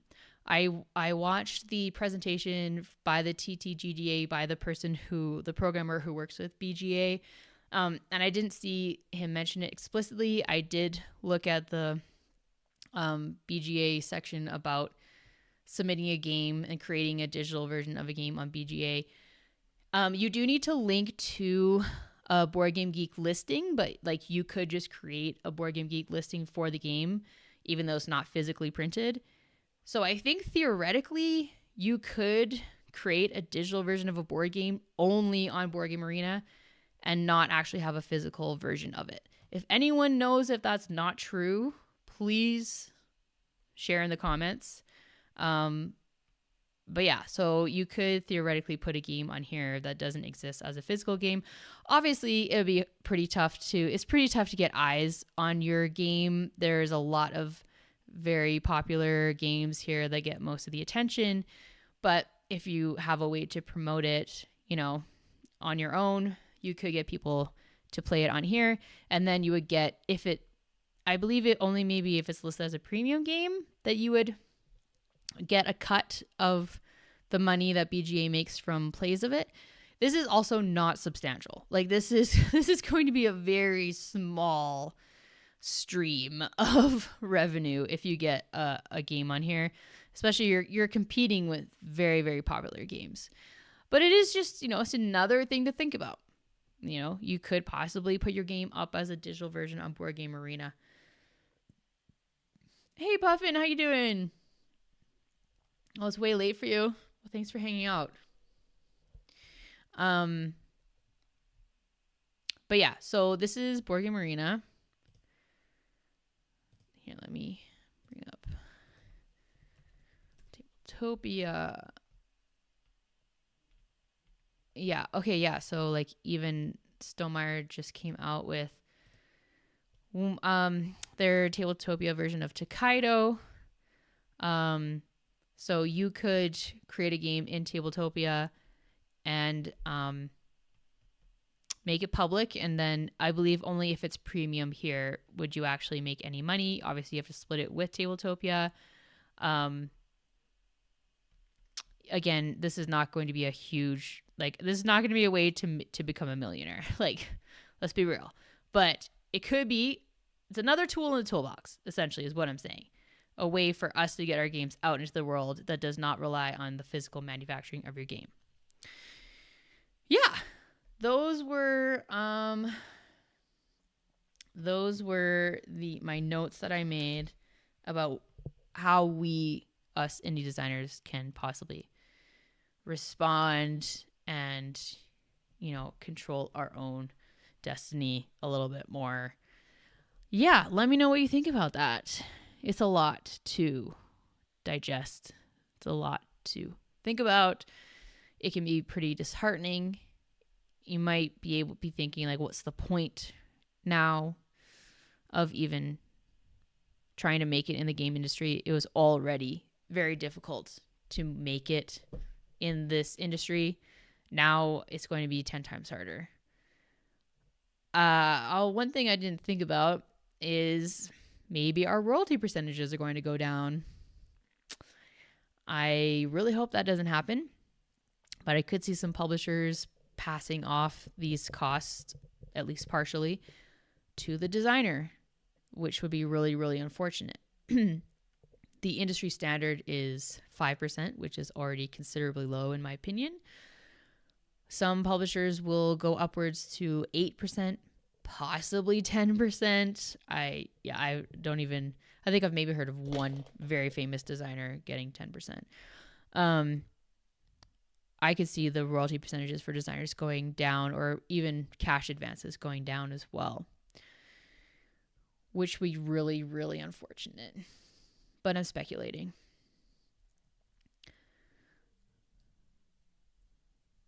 Yeah, so Puffin is saying, yeah, might not be a big money maker, but definitely helps with getting your products out there. Yeah, for sure. Talking about publishing your game on Tabletopia and Board Game Arena.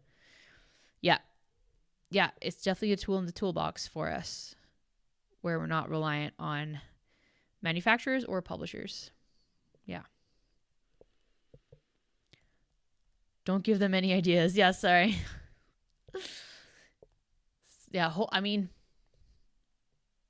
I really hope not.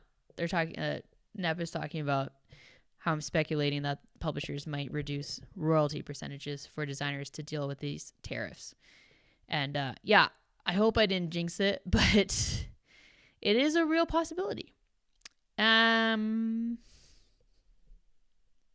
unfortunate. The whole situation is very unfortunate. But that's why we're talking about what are other things we can do as indie designers where we're not beholden to publishers or governments or tariffs or taxes or manufacturers increasing their costs or whatever. So to sum up some things about what we can do to control our destiny as indie game designers. Look at print and plays, getting your game out into the world as a print and play. Look into possibly creating a mobile or web game, either partnering with a developer or using your coding skills you already have or learning how to code. Publishing your game through the Game Crafter and utilizing their crowd sale format. And then they would deal with the manufacturing, shipping, and customer service. Continue to pitch to publishers. I will continue to do that, but I am moving away from doing that, from only doing that. I am trying to diversify the ways I get my games out into the world, but making sure and adamant that we still get paid a cash advance and that we still get paid reasonable royalty percentages. I would never do anything below 5% unless there is a major IP attached to it, which then you then share the royalty percentages with the IP holder. So basically the publisher has a licensing agreement with different IPs like Harry Potter or Star Wars or whatever. So they pay Disney or whatever, Universal, to use that IP in their games.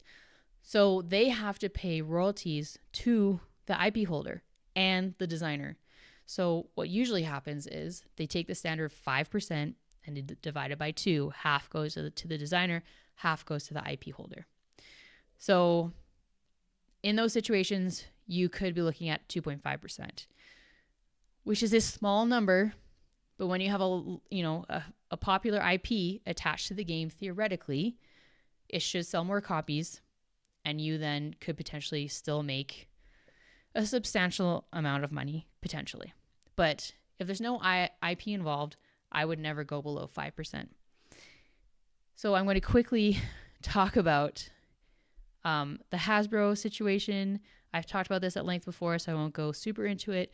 But if you're interested in pitching to Hasbro and you go through their Spark portal, so they have a portal called Spark that anyone can submit ideas to, they cap royalty percentages for games submitted via Spark at 1.5%, which is insanely low. Which is insanely low. We should never accept that. We should never accept a royalty percentage that low. If you pitch to Hasbro not through Spark, if you pitch them at a speed pitch event, if you get a meeting with them at a convention, if you somehow get a direct contact with Hasbro and you set up a pitch meeting directly with them, you would expect to get the industry standard of 5% or more. It's only if you submit through their Spark portal that they cap it at 1.5%, and they also cap the number of years that they pay royalties at 12 years. So if you make an evergreen game like a Jenga or a Monopoly, they would stop paying you after 12 years, even if the game continues to sell. So it's these sorts of things that we need to push back on and not accept. And so if publishers reduce their royalties to compensate for these tariffs, I personally will never accept below 5%. Yeah. Okay, so Asar is saying, I wanted to share my perspective on tariffs. Growing up in India, there were steep tariffs on board games and other goods from the US, which actively discouraged people from buying them. Isn't that ultimately helpful? Curious to hear your thoughts. So if there were tariffs on board games and other goods from the US, actively discouraged people from buying them, isn't that ultimately helpful? I'm not quite sure how that would be helpful if it's discouraging people from buying a game that we've designed that we get royalties on. Maybe I'm misunderstanding the question.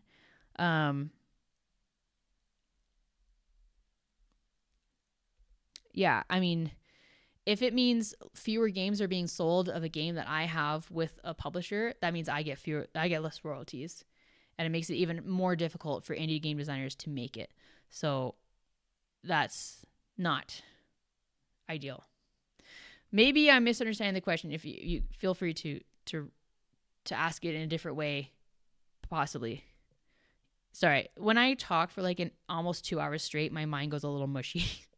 So, okay, Puffin says, would you ever consider self-publishing a game, crowd supply / group purchase / Kickstarter? Yes. I've talked about these options in this stream tonight. I have actively been working on self-publishing a web game. We were going to do a mobile game, but we decided to make it web. So I will be self-publishing a web game in the next month or so, which I'm very, very excited about. I am seriously thinking about self-publishing a print and play game, and I'm seriously thinking about self-publishing a game on the Game Crafter through their crowd sale format. I would never Kickstarter a physical product. I said this earlier, but I'll just say it again for anyone just tuning in now. I personally would never, like 99% never run a Kickstarter for physical product because of reasons like this: the uncertainty of increase in cost, the uncertainty of tariffs, the uncertainty of taxes, the uncertainty of miscalculating costs. I feel so bad for any designer or creator out there who just wrapped up a Kickstarter based on certain projections of numbers that have now been completely turned upside down, and they're completely different numbers than what they were working with before. And now, most likely, creators will either absorb that cost and then not make any money, or lose a considerable amount of money to fulfill that project that they already funded, that was based on certain numbers that then changed, that they had no control over. So the financial risk of making a physical product is something I'm very wary of. And I've been wary of it for years. And now with this, just personally, it just confirms that. And then just when you're dealing with a physical product, you then have to deal with the shipping, you have to deal with distribution, you have to deal with customer service, you have to deal with just running the whole Kickstarter campaign itself. It's just so much work. And for me, it's not a path I'm interested in exploring. Yeah. But I do know many people have been very successful at it. But just for me, it's not something that I am interested in doing. But self-publishing via other avenues, I am looking into very seriously. Oh yeah, Puffin, you saw the email to playtest. You mean my web game?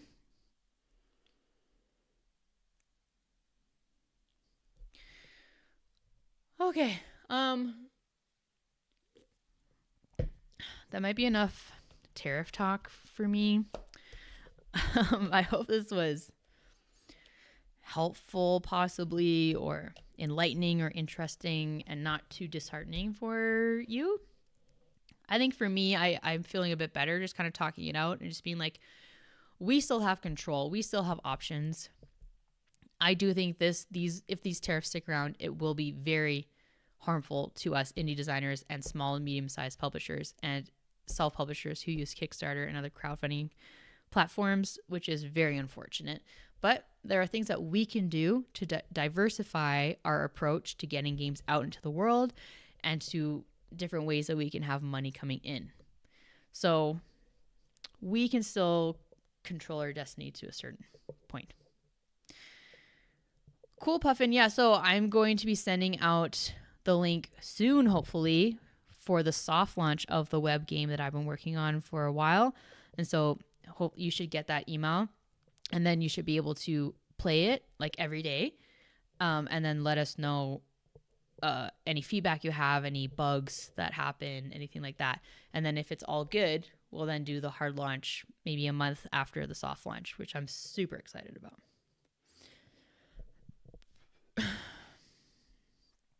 If you self-publish, what portion of the MSRP, which is the manufacturer's suggested retail price, do you think you would be able to make? I mean, normally people take the cost to make the game and they times it by 5, I believe, and that's how they come to the retail price. Obviously, you would have to look at your expenses and everything like that to see what price you would want to place it at. And then you would get the difference. You would get what you're selling it at and the expense it took to make it and ship it. Although I believe on a lot of Kickstarters, shipping is separate. That's charged to the backer separately. So then you would get that difference. Travis said, sorry if you've mentioned it already, but why the switch from mobile to web-based game? I've never looked into either, so I'm curious if there's a difference in target market on each platform. We decided rather than making a mobile app to make a web-based game because ultimately we want to have an app that's like a bundle of games similar to the New York Times app. And right now we just have our one game. And so we didn't really want to come out with, a Pari Games. That's the name of our game studio, Pam and Ari, Pari Games. We didn't want to come out with a Pari Games app that's just one game. Once we get 3 games that we're happy with, then we'll come out with an app that has all of them in it. And also just there's fewer costs. There is a cost. It's called the Apple Developer ID, I believe is what it's called. You have to pay for that to publish a game to the iStore, the App Store. And yeah, so we want to work out any bugs. We want to build up sort of our portfolio of games. We want to keep our costs as low as possible before we launch an app. So that was kind of the thinking behind that. And it wasn't really about the target market. It was more about costs and, does it make sense to come out with a Pari Games app that's just one game? That was the thinking behind that.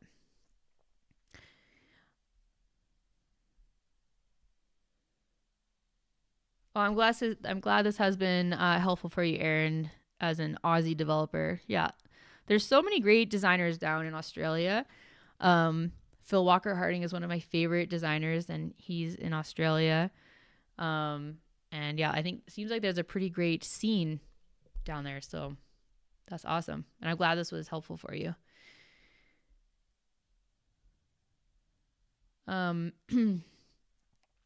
Puffin says, have you and your partner thought about selling digital games through Steam and or itch?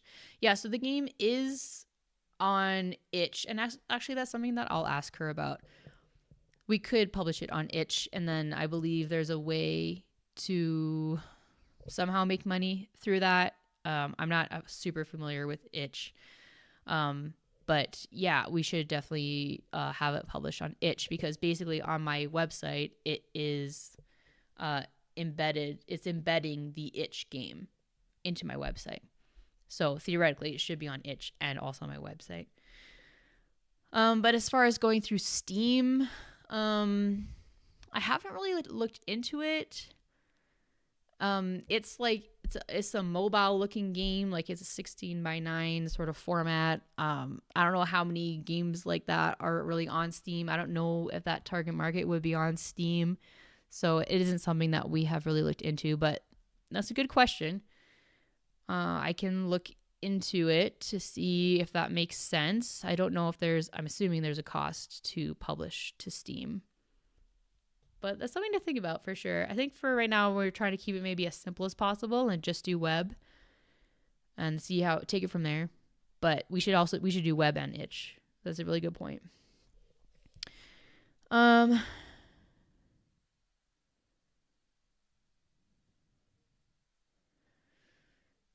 Okay. Sorry, Asar. Okay, so I'm gonna try to. Okay, so growing up in India, high tariffs on U.S. board games and goods made them twice as expensive and largely inaccessible. Now, with reciprocal tariff cuts, the Indian market is opening up to U.S. companies.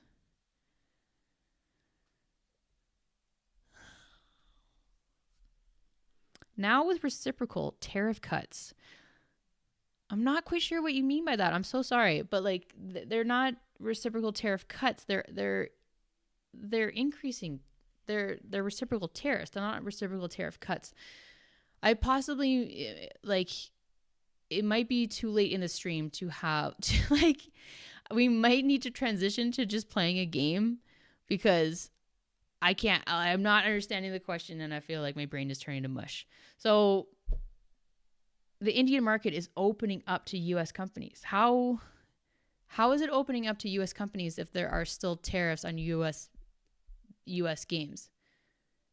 I'm sorry, friends. I'm not understanding the question, and so I apologize. maybe once, like, maybe it'll make sense to me in an hour or two, and I know. India is reducing tariffs in response to the U.S. imposing tariffs on Indian goods, part of a reciprocal move to ease trade tensions in open markets. Okay. I see. I'm understanding now. Thank you. Okay. Okay, so you're saying that India, because of the U.S. imposed tariffs, India is now reducing their tariffs on U.S. board games. Thank you. We got there, friends. We got there. Cool. Yeah, if it brings the tariffs down on U.S. based goods, but U.S. games, at least their point of origin is China. So I'm assuming India has tariffs on China and the U.S. I don't know. But sure, if that means that board games are more accessible for you in India, that's great. Cool. Okay, I think I'm going to transition to playing a game. This has been a lot to digest, a lot to wrap your head around, a lot to understand. It's just a lot. So let's play a game. I found an online escape room that I would like to check out and play with you all. It should not be anywhere close to as long as no worries, sorry, no worries. So yeah, it says 30 minutes to 60 minutes, so I think that would be fun. And so it's supposed to be a free online escape room game, so let's try that out, because I want to play a game and take my mind off of tariffs for a minute. Yeah, okay. So let me bring this up here, and then we'll play it.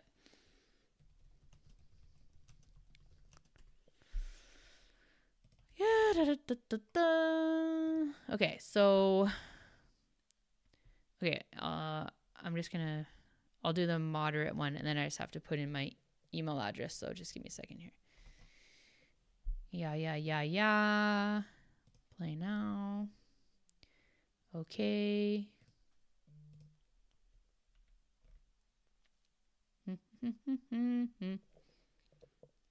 Okay, I should be getting the link to the game in a second here, and then I'll share my screen.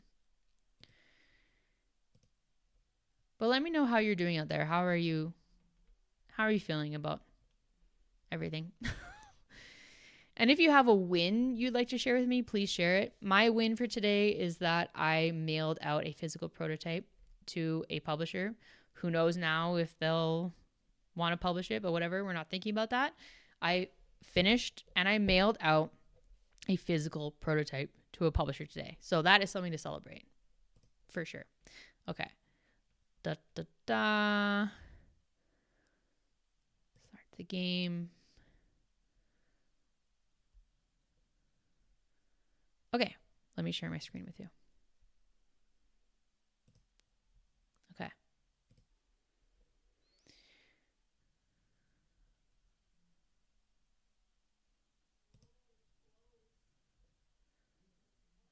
You've arrived in Egypt. Can you hear that?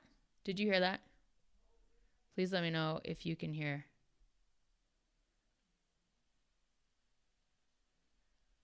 And if someone on Twitch can let me know, because there's less of a delay on Twitch. Can you hear this? To investigate the there's another way I can check. recently discovered tomb of Ramesses III. Okay, yes, you should be able to. So far, only 2 other archaeologists have. Okay, sorry. I'm going to be quiet now, and we're going to watch this intro. Here we go. Let's go full screen. Ooh. You've arrived in Egypt to investigate the recently discovered tomb of Ramesses III. So far, only 2 other archaeologists have been allowed in, and much of the tomb remains unexplored. When you arrive, the guard is asleep. You don't want to wake him, so you decide to climb through the entrance hole. Walking down a narrow passage, you start to see unfamiliar symbols on the wall. You search in your bag to find your camera. It's not there. You must have left it in your hotel room, but there's no time to go back. So you pull out a pencil and paper and start to take rubbings of the symbols. As you press on a jewel symbol, the stone gives way and moves into the wall, and beside you a hidden doorway opens into a new passage. Your heart is pounding as you pick up your bag and set off. This tunnel seems to go on forever. Eventually you stumble across something. Literally, there are bones on the floor. The skeleton doesn't seem to be ancient. A withered hand is still holding a piece of paper. Then suddenly you hear a strange noise behind you. You turn to see that the passage you came down has been blocked. It looks like you're trapped. Trying not to panic, you look around for another way out. Up ahead you see a row of doors. Maybe one of those will lead you back outside. And what does that piece of paper say? Ooh, exciting. Okay. Before we start, thank you, Aaron. I appreciate that. Yeah, it is a big win, and I need to celebrate that and focus on that accomplishment for sure. Thank you. Okay, good. Thanks for confirming you can hear. Let me just quickly see. Designer and publisher here was just getting ready to launch the Kickstarter for my next game.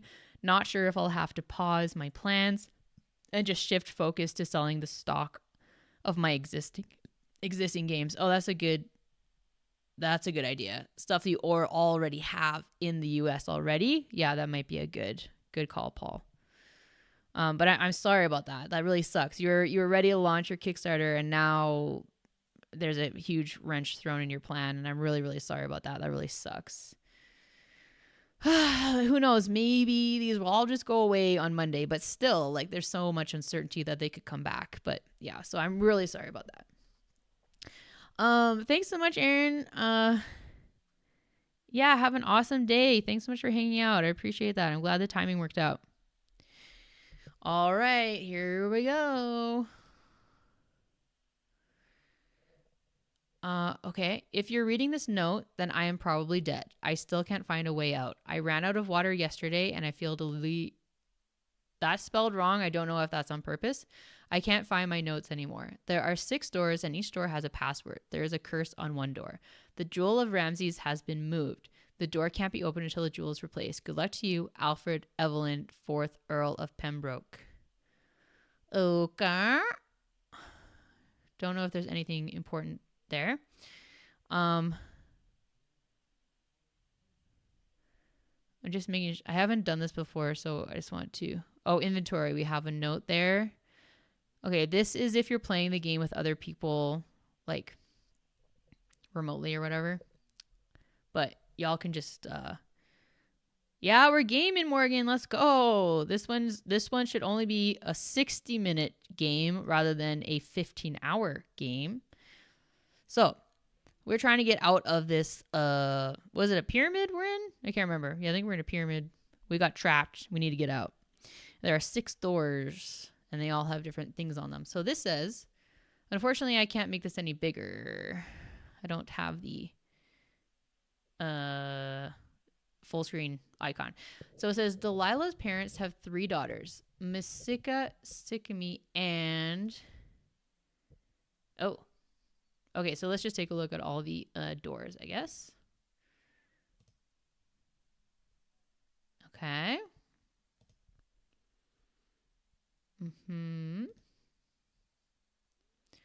Geez, I'm going to try to zoom in. Zoom. I don't know how to zoom on a PC. Oh, okay, good. Oh, that's literally doing nothing. Great. Okay, well, this is as big as it's going to be. So hopefully we can figure out what those symbols are. Okay, so those are the 6 doors. So we've got 3 Egyptian dudes. One's arm is pointing down. These 2 are pointing up. We've got this clock sort of thing where, okay, this one is pointing at the 3 waves. This is pointing at a sun. And this is pointing at a triangle of some sort. Okay. Those are the 3 waves. So I'm assuming 3 waves is 12. If that's up there. And the cane is here, which would be 7. So do you think it's 1, 2, 7? Should we try that? 1, 2, 7? Let's try it. 1, 2, 7. No. Okay, that's all right. This is green, red, and purple. Oh, we have the answer to the first door. Is it in here? Delilah's parents have 3. Oh, sorry. Delilah's parents have 3 daughters, Mysika, Sigmy, and Delilah. Right. Thank you, Nep. Delilah. Yahoo! Good call, Nep. Okay. Oh, that is teeny tiny. Oh, okay, thank goodness we can click on it. Morse code is a way of sending messages with pulses of light or sound. Each letter has a code. Yeah. In this table, is a short pulse is shown with a dot. Yeah. Okay. Cool. So we have a Morse code here. Oh, I see. We can click on things to make them bigger. Okay.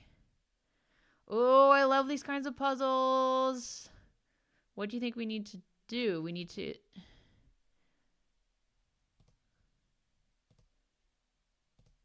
Oh, okay. We're moving this guy. We're trying to get him to the black ball. Oh, okay. What happens to get to the brown one?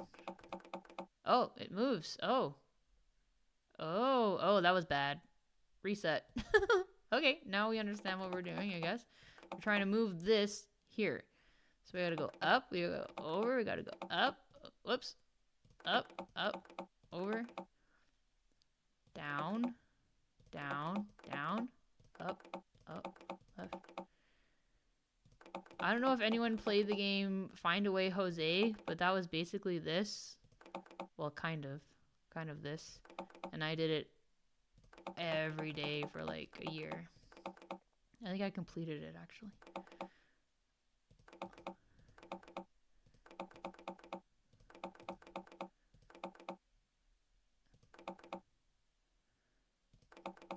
Are we on the right track here?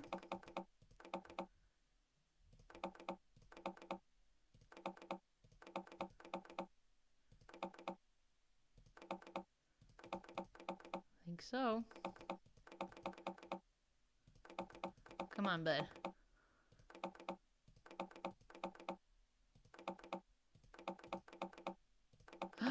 Woo! What do we get? Okay. Oh, there's the waves. There's the cane. Oh, so is waves and cane pyramids? Do you think pyramids is the answer to that one? Should we try that? Travis says, I recognize the lettering on the second door. Classic spy decoder thing. Okay.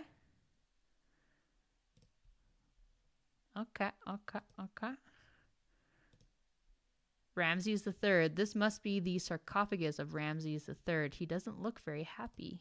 Oh, and then there's a bunch of hieroglyphic type situation.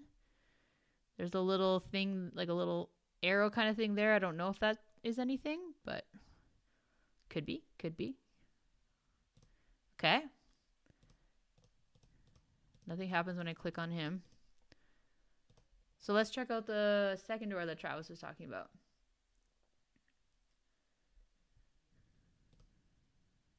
Oh, yeah. Oh, totally. Yeah. Okay, when you click on things, it makes them bigger. Yes, I have totally done something like this. How does this work again? Top right, bottom left. Oh my gosh. I have done an exact puzzle like this, but I completely forget how it worked. Are you, I can't remember how. Does anyone remember how these work?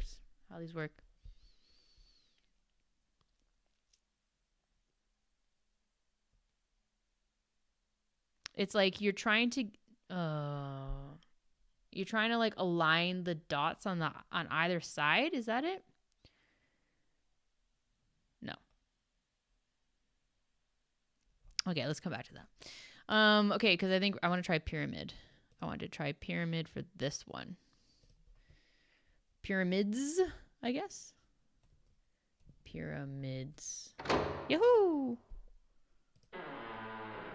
Okay. This. Oh.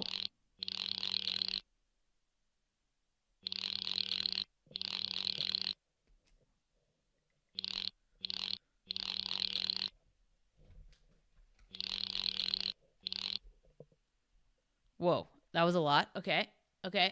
So we need to remember this sequence. Are you ready? Here we go.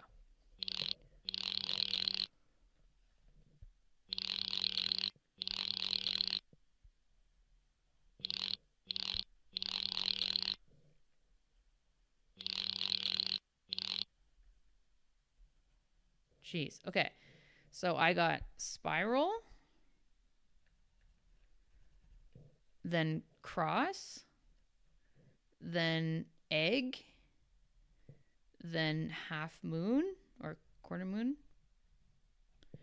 Then, oh geez, I don't know what I drew there. I have no idea what that's supposed to be. Okay, let's watch it one more time.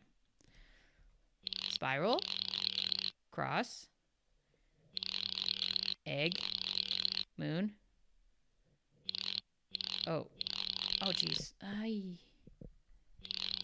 It's too fast. Oh, the sound is Morse code. Iceberg. Nice. Oh my god, good job. Okay. Listen to it again. And Travis is saying, "Oh, the dots are not where I thought they would be. Maybe it's not the thing I was thinking of." Okay, no worries. We'll figure that one out. Okay. We're listening to this as in it being Morse code, so dots and lines. Here we go.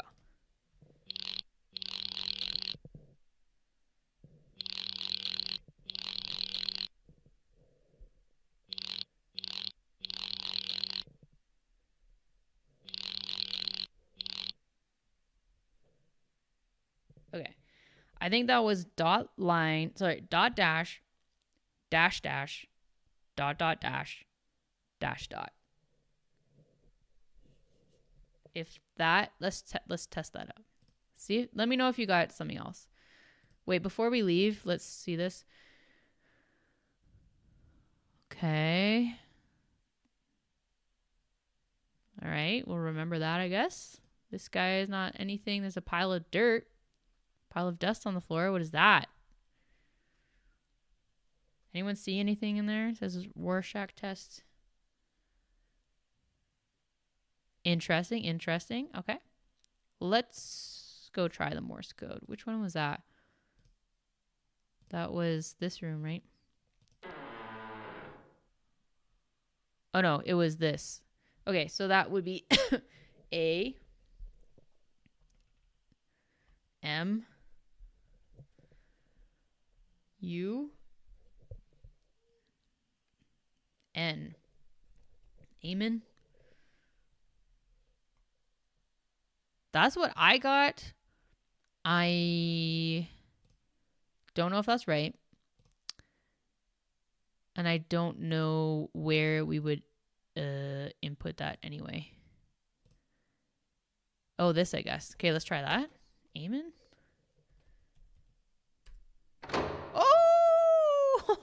Oh, iceberg. Nice work. Okay, what's this? We got a dead mouse. Yikes. Okay. That just might be a joke. Oh. What? Oh, hello. No. No. Fine. So that has to be this, right? So we have to start down here. Man, after Children of Wormwood, like, doesn't every escape game just feel so much easier? Okay, so we're gonna start down here. Then we're gonna go here. Then we're going to go here and then over and over and down and over, I guess. Try that, I guess. So that was this one. So here, here, here, here, here. Oh!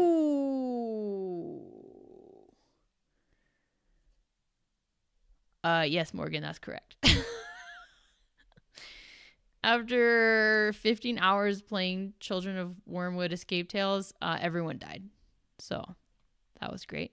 What happened here? Oh, it opened it got a key. Sweet. Got a key, everyone. Oh, was that something? Or is that just a glitch? Okay, that's just a glitch. Okay. We have a key. Very exciting. None of these doors need a key, right? Have we seen... Oh, okay. So we have seen those dudes. Have we seen 3 of those dudes? Okay, let's go back to the first door. Let's see. So this one is pointing like that and that. Okay. And this guy... Oh. Mm-hmm. This guy is both arms up. Okay.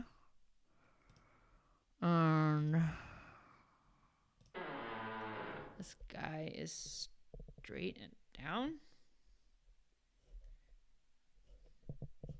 Okay. So none of those are like this. I'm not quite sure about that one. Okay. Do we think we can solve any of these other ones? So what do we have? We have blue. Nothing happens when I click on them. Oh, we haven't... Oh no, are we done with these symbols? Are they somewhere else? No. Okay, so we probably can figure out this one.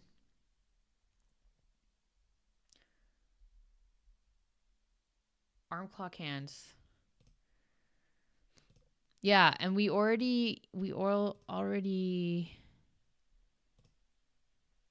did this one. So I think we might be done with this because all this gave us was pyramids. Oh no, wait. It was the Morse code clock, right? Where was that one? This one.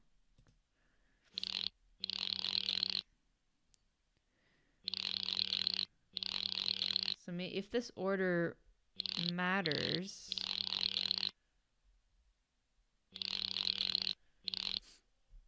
if that order matters, it's spiral, cross, egg, moon, star, cross, egg, moon, star. The guys in the background of the rooms. Yeah, totally. These dudes are on the last door, but none of them are making these none of them are making these gestures. So I'm not quite sure. So one of them in the other rooms, one of their arms is straight and then the other one is up. One of them has both arms up and then one of them has straight and then down. So I'm not quite sure what to do about that. But I feel like, I think you're right. I think we possibly could... Oh, can I move them? No. Oh, that would have been cool. No, nothing happens when I click on it.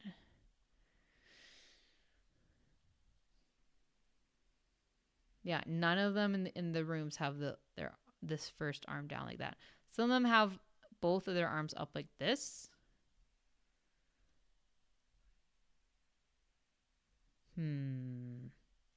Do you think it's like how many times they would need to move their arms to be in the position that they are on the walls?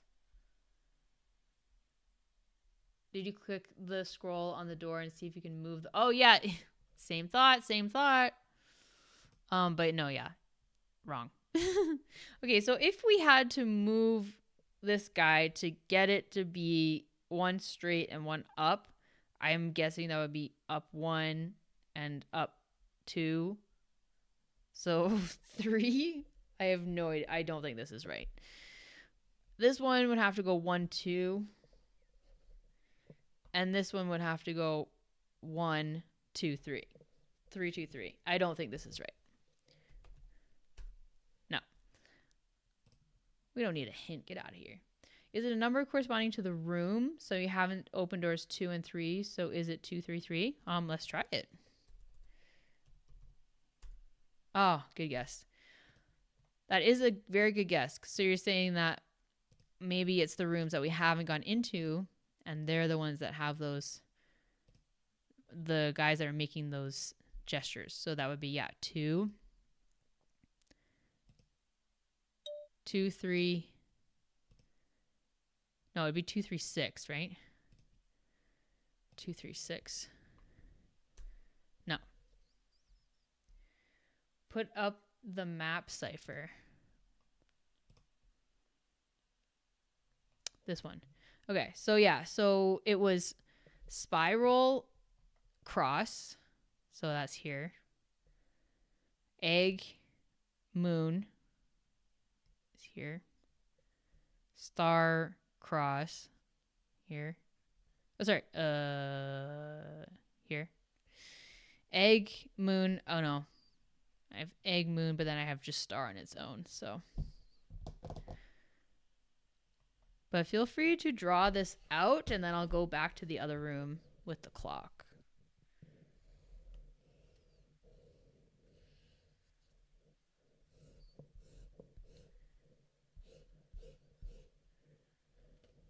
There's fish.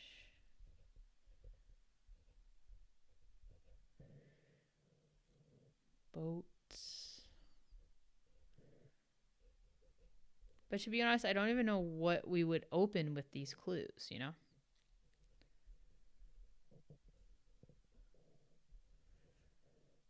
And I guess we do have to keep an eye on the time.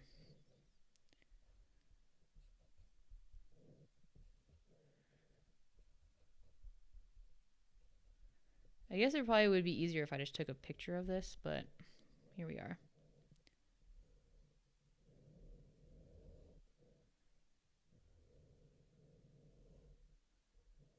Okay, I think I got it.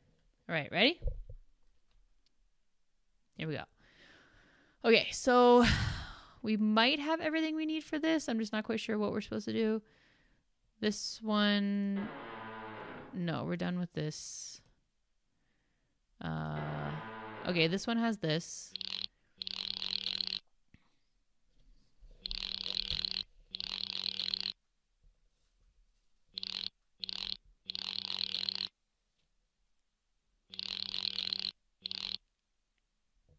Yeah. What does that mean? So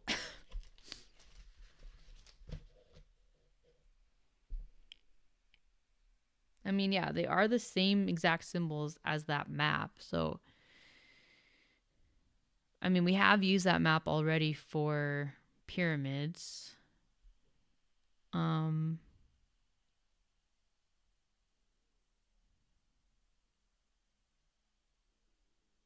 So it's currently pointing at the waves, the triangle, and the star.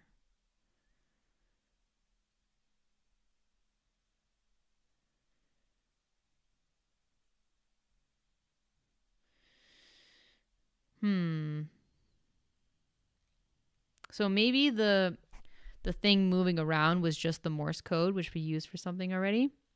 And so maybe those 3 arrows or something. If they are, possibly it is the column with the waves, the row with the triangle, and the diagonal with the star. And that would lead to this here. Let me show you. So those 3 arrows on the clock are pointing to the waves, so I just went up that column.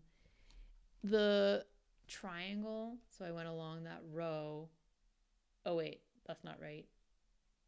That's not right. Then I did diagonal with the star to get there, but that's not right because this row is down here.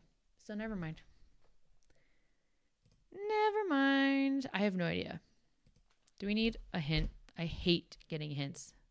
Well, we have lots of time left. We can figure this out. It'd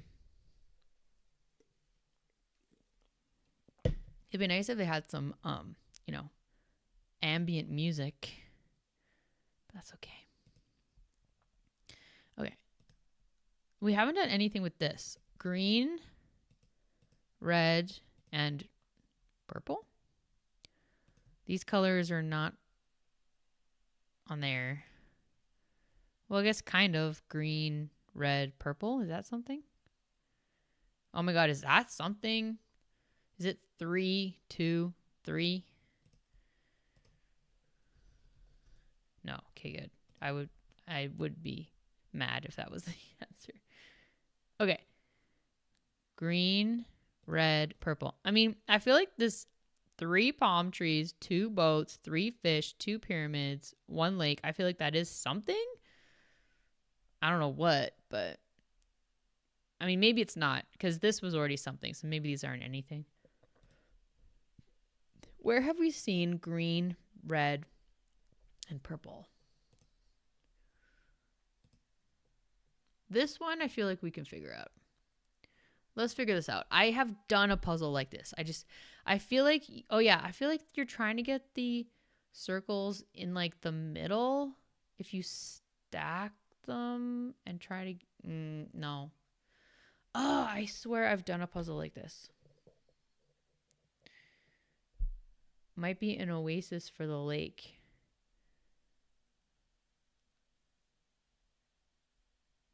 Might be an oasis for the lake. Can you expand on that, please?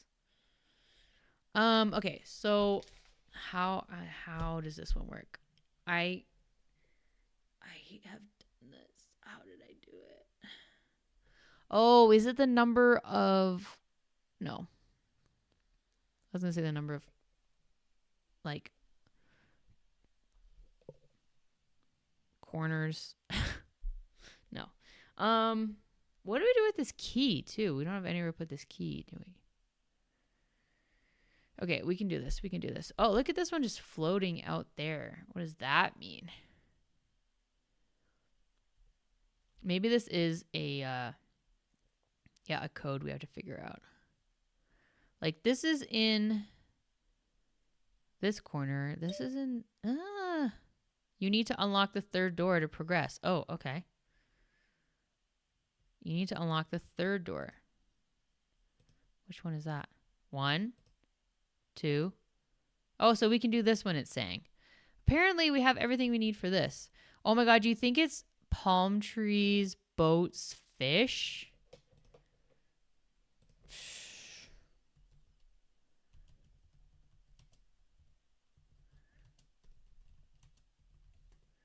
No.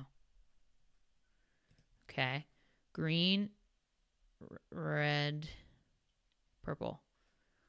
Where else are we seeing this?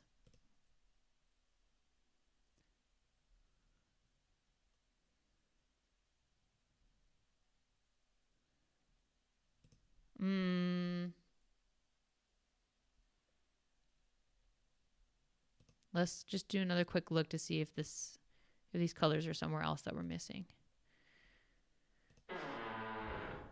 Oh, we haven't done anything with this one.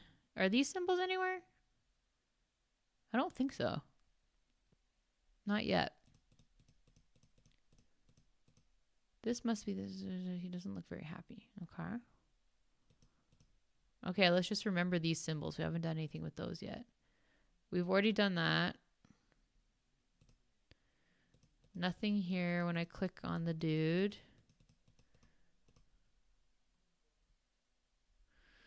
Okay.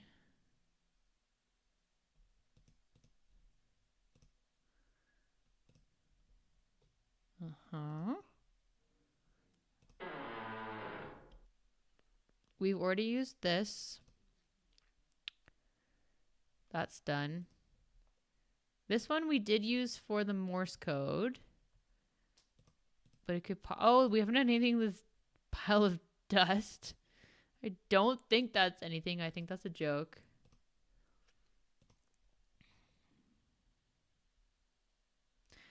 This is... I mean, this clock is kind of yellow, green, and purple. Is that something? This is nothing. This guy is pointing like that. Ay, ay, ay. Okay. Well, we were doing super well. We have 3 dudes, but they're not doing these poses, and this guy is telling us we need to unlock the 3rd door. Do we get a hint? I hate getting hints. We can do this. Okay, so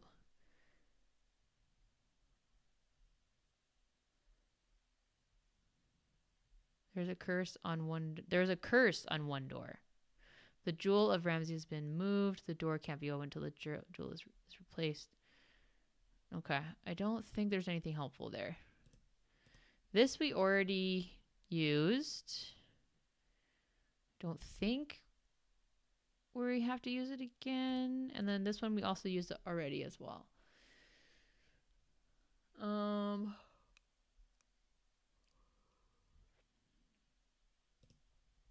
then we haven't used this. I don't know, friends. If y'all don't see anything either, I think we need to get a hint, which I don't want to do. But I feel like we can probably figure these guys out. But it's telling us to open the 3rd room. Okay, if this is yellow, green, and purple, I mean, yellow is 1, I guess. There's 1 thing of yellow. And then there's 1, 2, 3, 4, 5, 6, 7, 8 green things. There's 1, 2, 3 red things. Oh no, wait, sorry. There's 3 purple things. Yellow, green, and purple, right? I don't think this is that. I'm not even gonna try that. That doesn't make any sense. But I'm not seeing yellow, green, and purple anywhere else. Our brains are collective mush. The hint may be needed. No, fine. Ugh. Okay.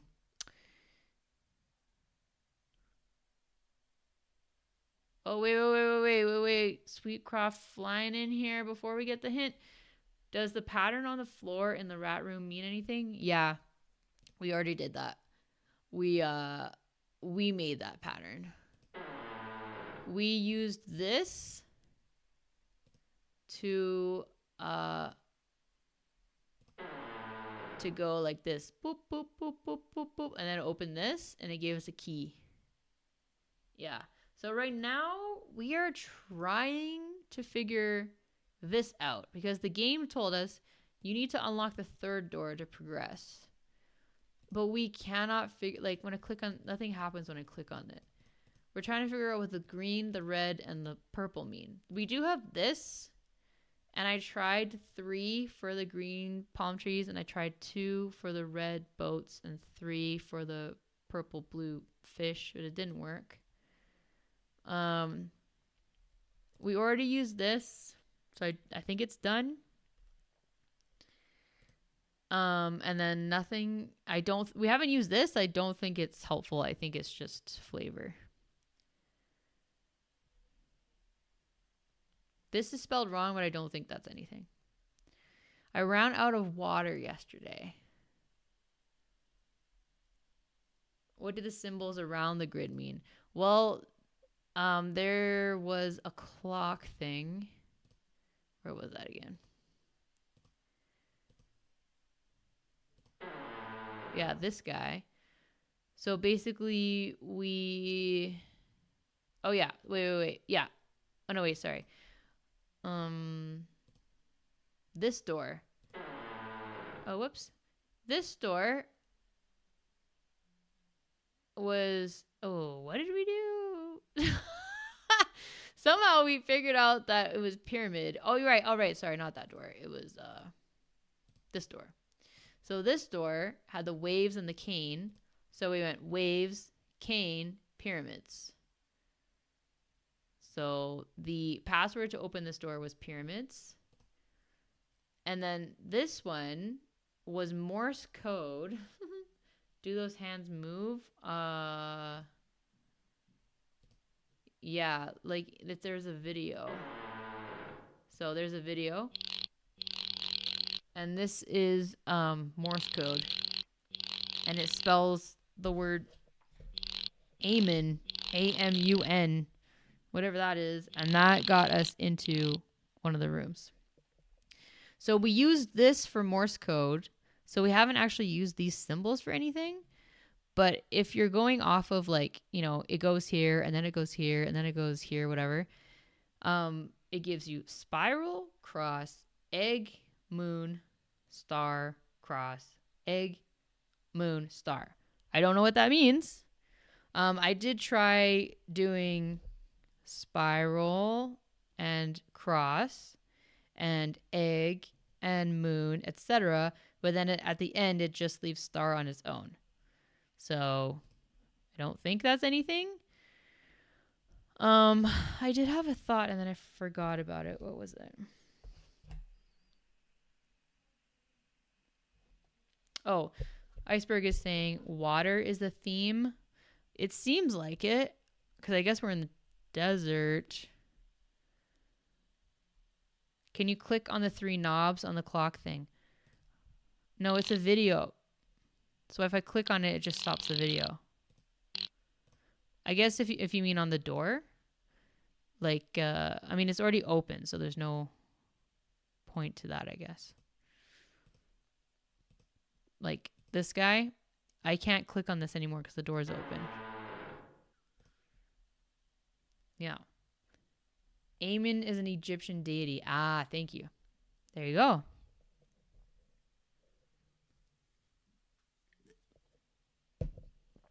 Okay, at what point are we going to get a hint? I guess now, yeah? So apparently we should be able to get this. Green, red, and purple. All I'm seeing is green, red, and purple here, but I tried palm tree, boat, fish. That didn't work. So let's get a hint. Yeah. Find and solve the number pyramid. Try oasis on the door. On this one? On this door? No.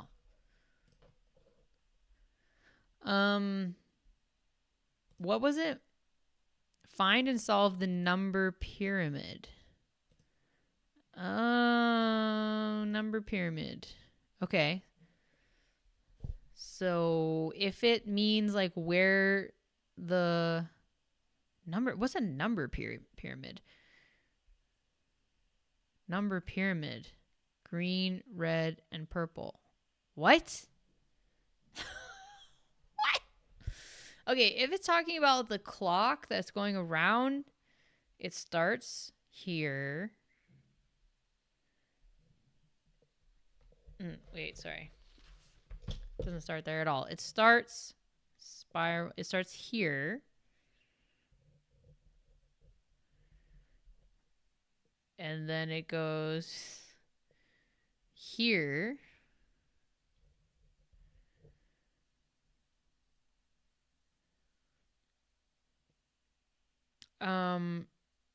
Sorry, number pyramid. What does that mean? Does it mean like, is it like a Sudoku? Like, what is happening? Okay, then we got star and here.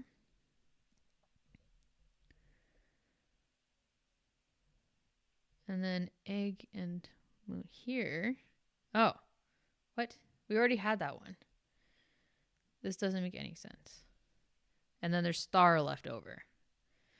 So, anyone know what a number pyramid is? I'm looking it up. Number pyramid.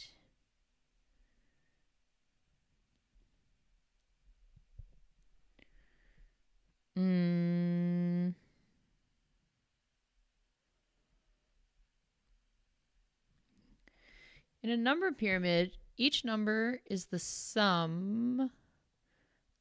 each number is the sum of the two numbers directly beneath it. Let's call that the pyramid rule. Here are some examples, like 8, 6, and 2. Okay. Well, how in the world would we be expected to know to do that? What? Okay, I'm getting another hint. I have no freaking clue what that is even talking about. Look carefully in the fourth room. Why is there a pile of dust on the floor? Oh, so the dust does matter. Oh my god. Is it this one? This dust is important, friends. Is each symbol a number 1 to 8? Then the grid is different numbers, like egg spiral is 72 or whatever the clock is. Oh. Maybe? Okay, so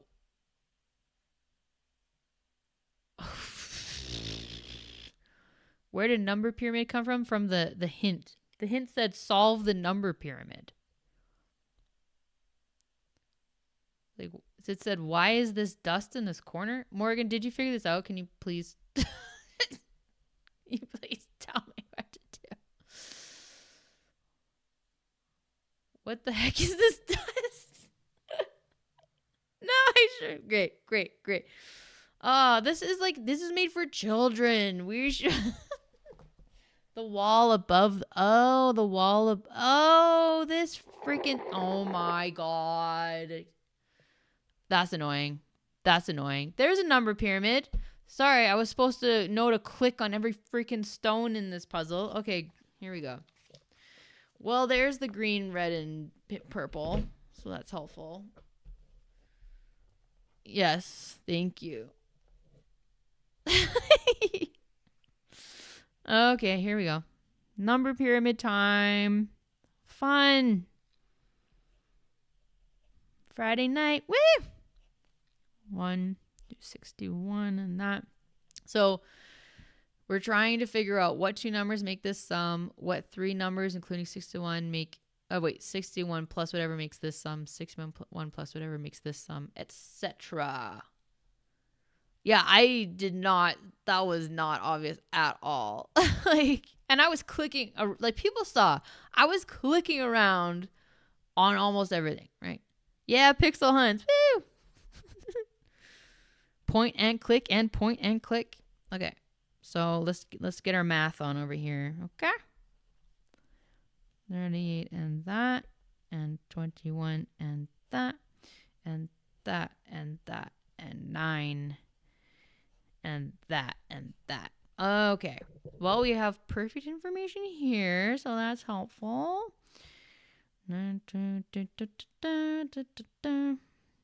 Oh my gosh. Okay, I know y'all have probably figured this one out already, but I'm gonna try to figure it out and then I'll look at the chat. I want to try to figure this out. So 9 plus 12 is that so? Okay, so then 9 plus what equals? So okay, well 21. Oh my goodness. This is 12 plus what equals something there, and then that plus 21 equals something.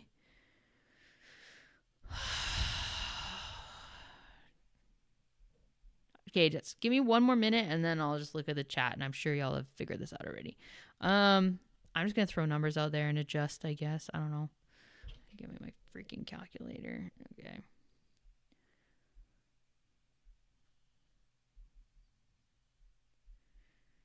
Okay, so let's do that. 28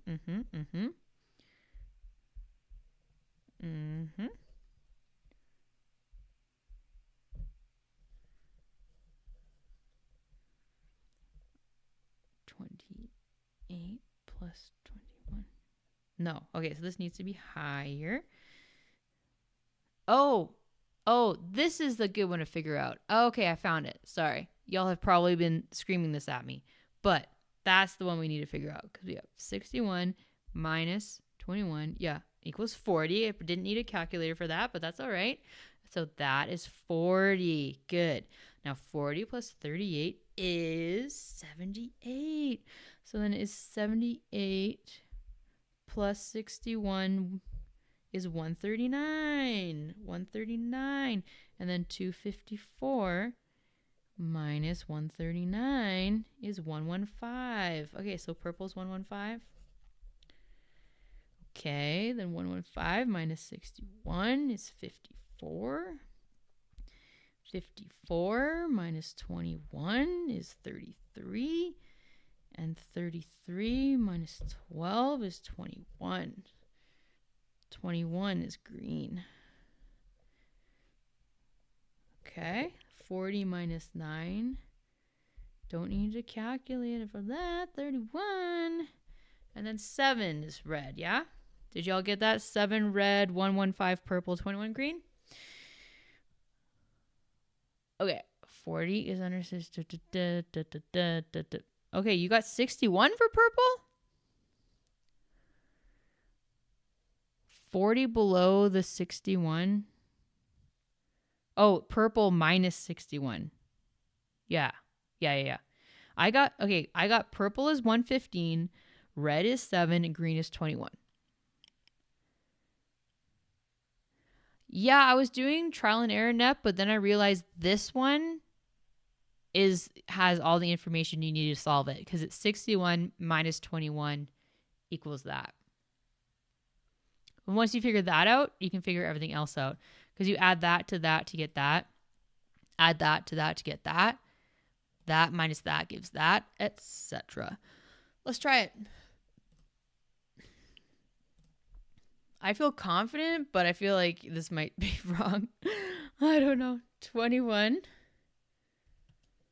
Do you think there's a comma? I don't even know. 7. 115.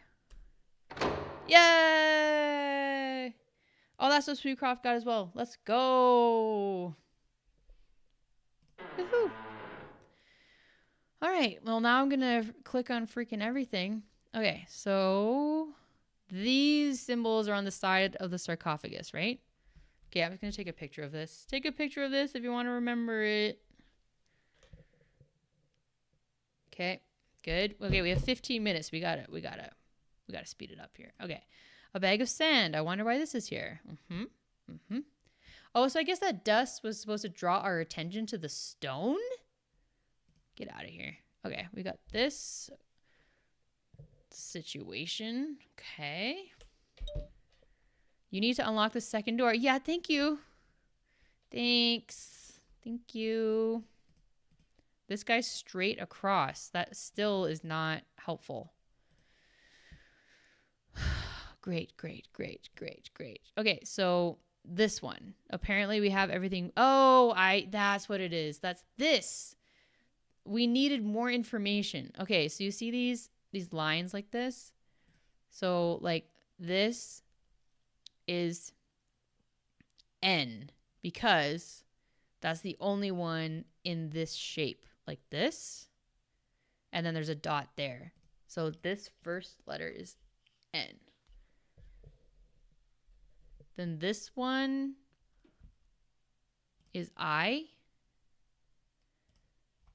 Is this making sense? Let me know. This one we can't see because it's cut off. This one we also can't see. It's up here. This one is cut off. This one is cut off. This is T. This is T here. So we're missing that. 1, 2, 3, 4, 5. T. And we do have this one. This is A here. Okay. So it's N-I something something something something something T-A. So do you think there's a way to figure this out? Oh, it's probably just A, B, C, D, E, F, G, right? Yeah. So. Okay. Okay, so A, B, C, D, E, F, G, H, I, J, K, L, M, N, O, P, Q, R, S, T, U, V, W, X, Y, Z. Okay. Let's go back. Let's go back. Let's go back. Okay, so this is L. I had a feeling it was Nile, but I didn't want to assume. Yeah, this is E. That's Nile. So Nile. And then this is D. Oh, Delta. Nile Delta. Yeah, Nile Delta. Uh-huh, uh-huh, uh-huh.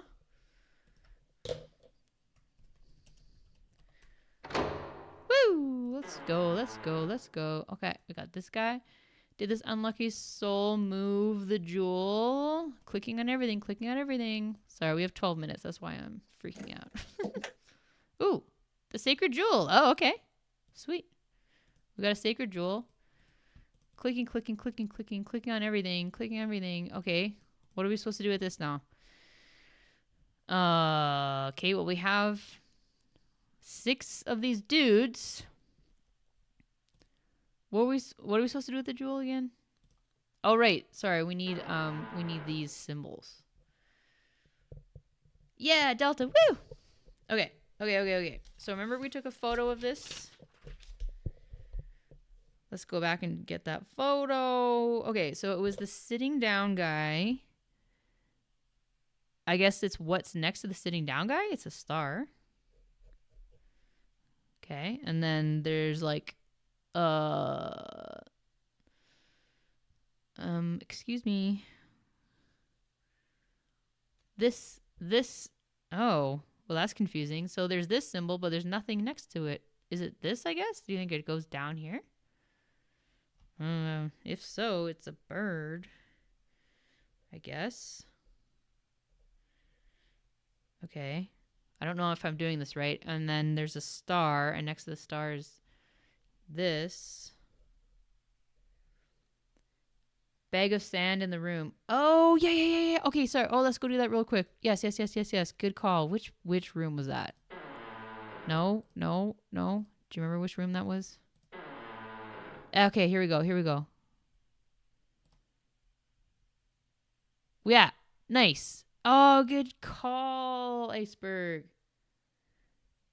Okay, what happened when we did that? Oh, okay. So that's okay. So this is what I'm referring to. Top equals top to bottom. Oh, so you think it's top to bottom? Okay. So let's do that. Okay, let's go back. Not to stress you out or anything, but we gotta move. Okay. So if we're doing top and bottom, we've got this feather-looking thing, and then we've got this bird like this, and then we've got this kind of snaky-looking thing, and then we've got this thing. Okay, good. Let's go. Let's get out of here. I can't remember what is. Okay, good.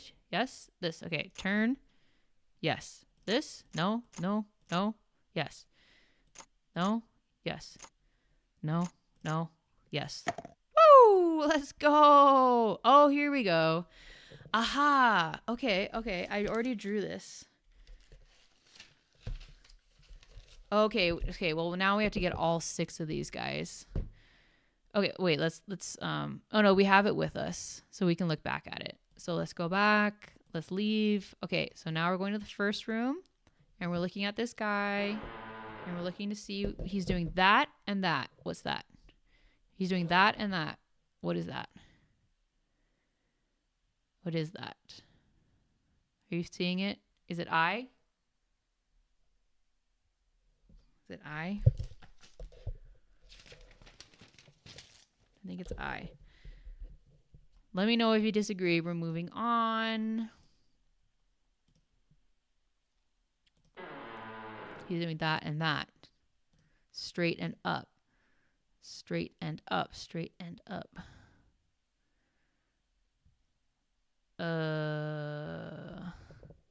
The heck? I'm not seeing that one.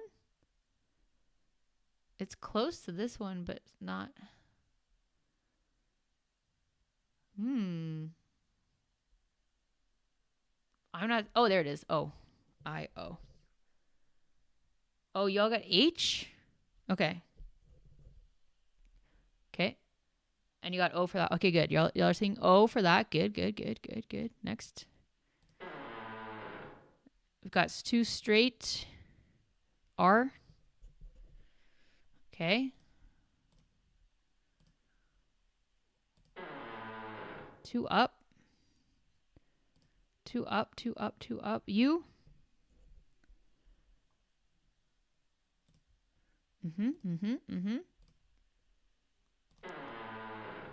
Straight and down. S. Horus? What are you? 1, 2, 3, 4, 5. What is this saying? Oh, it's a 5-letter word. I have Horus. Oh, it's another god. Okay, sweet. Woohoo. Yeah. We did it. Woo. Good job. Yeah. Nice. 6 minutes to spare and 2 hints, but that's not our fault. We didn't see that slightly outlined stone that we were supposed to click on. Cool. Good job, everybody. Super fun. That was great. Yeah, it's just onlineescaperoom.com. They have a few free ones. We can try another one next time. Okay. Well, that was super fun. Thank you, everyone, for hanging out and helping me out with that. And thank you especially to everyone watching over on Twitch. I should have mentioned this at the start. I completely forgot, but I'm trying to reach affiliate status on Twitch. And so my number of average viewers needs to be a certain amount to reach that. But it looks like today I actually had enough. Like, it needs to be an average of 3. Average of 3 viewers. And right now it's like 2.9. So thank you to everyone watching over on Twitch. But yeah, of course, thank you to everyone watching on YouTube as well. This was great. I hope the tariff talk isn't too disheartening for everyone. I hope you keep creating awesome games and enjoy the whole process and control what we can control, right? So, yeah. I hope you have a fantastic weekend. Thanks again for your help in escaping. We escaped together. We did it. And that's like the right length of an escape room, I think. The 13, 14, 15-hour ones, I can't do it. But that was fun. Maybe we can do that another time. But thanks so much, Morgan and Nep and Sweetcroft over on Twitch, and everyone else watching on Twitch. Puffin was here for a bit. Yeah, and thank you to Matthew and Iceberg and Travis. And everyone joining over on YouTube. Paul, Aaron, Asar. I'm glad I eventually understood what you were saying. I'm sorry about that mind glitch. Sean. And everyone over on YouTube. Sorry if I missed you. Oh, Ghost Computer. Sean. Yeah. Okay, I think I got everyone. Thank you so much. I hope you have a fantastic night. And yes, take a rest. You deserve it. Have a great weekend, everyone. And I will see you soon.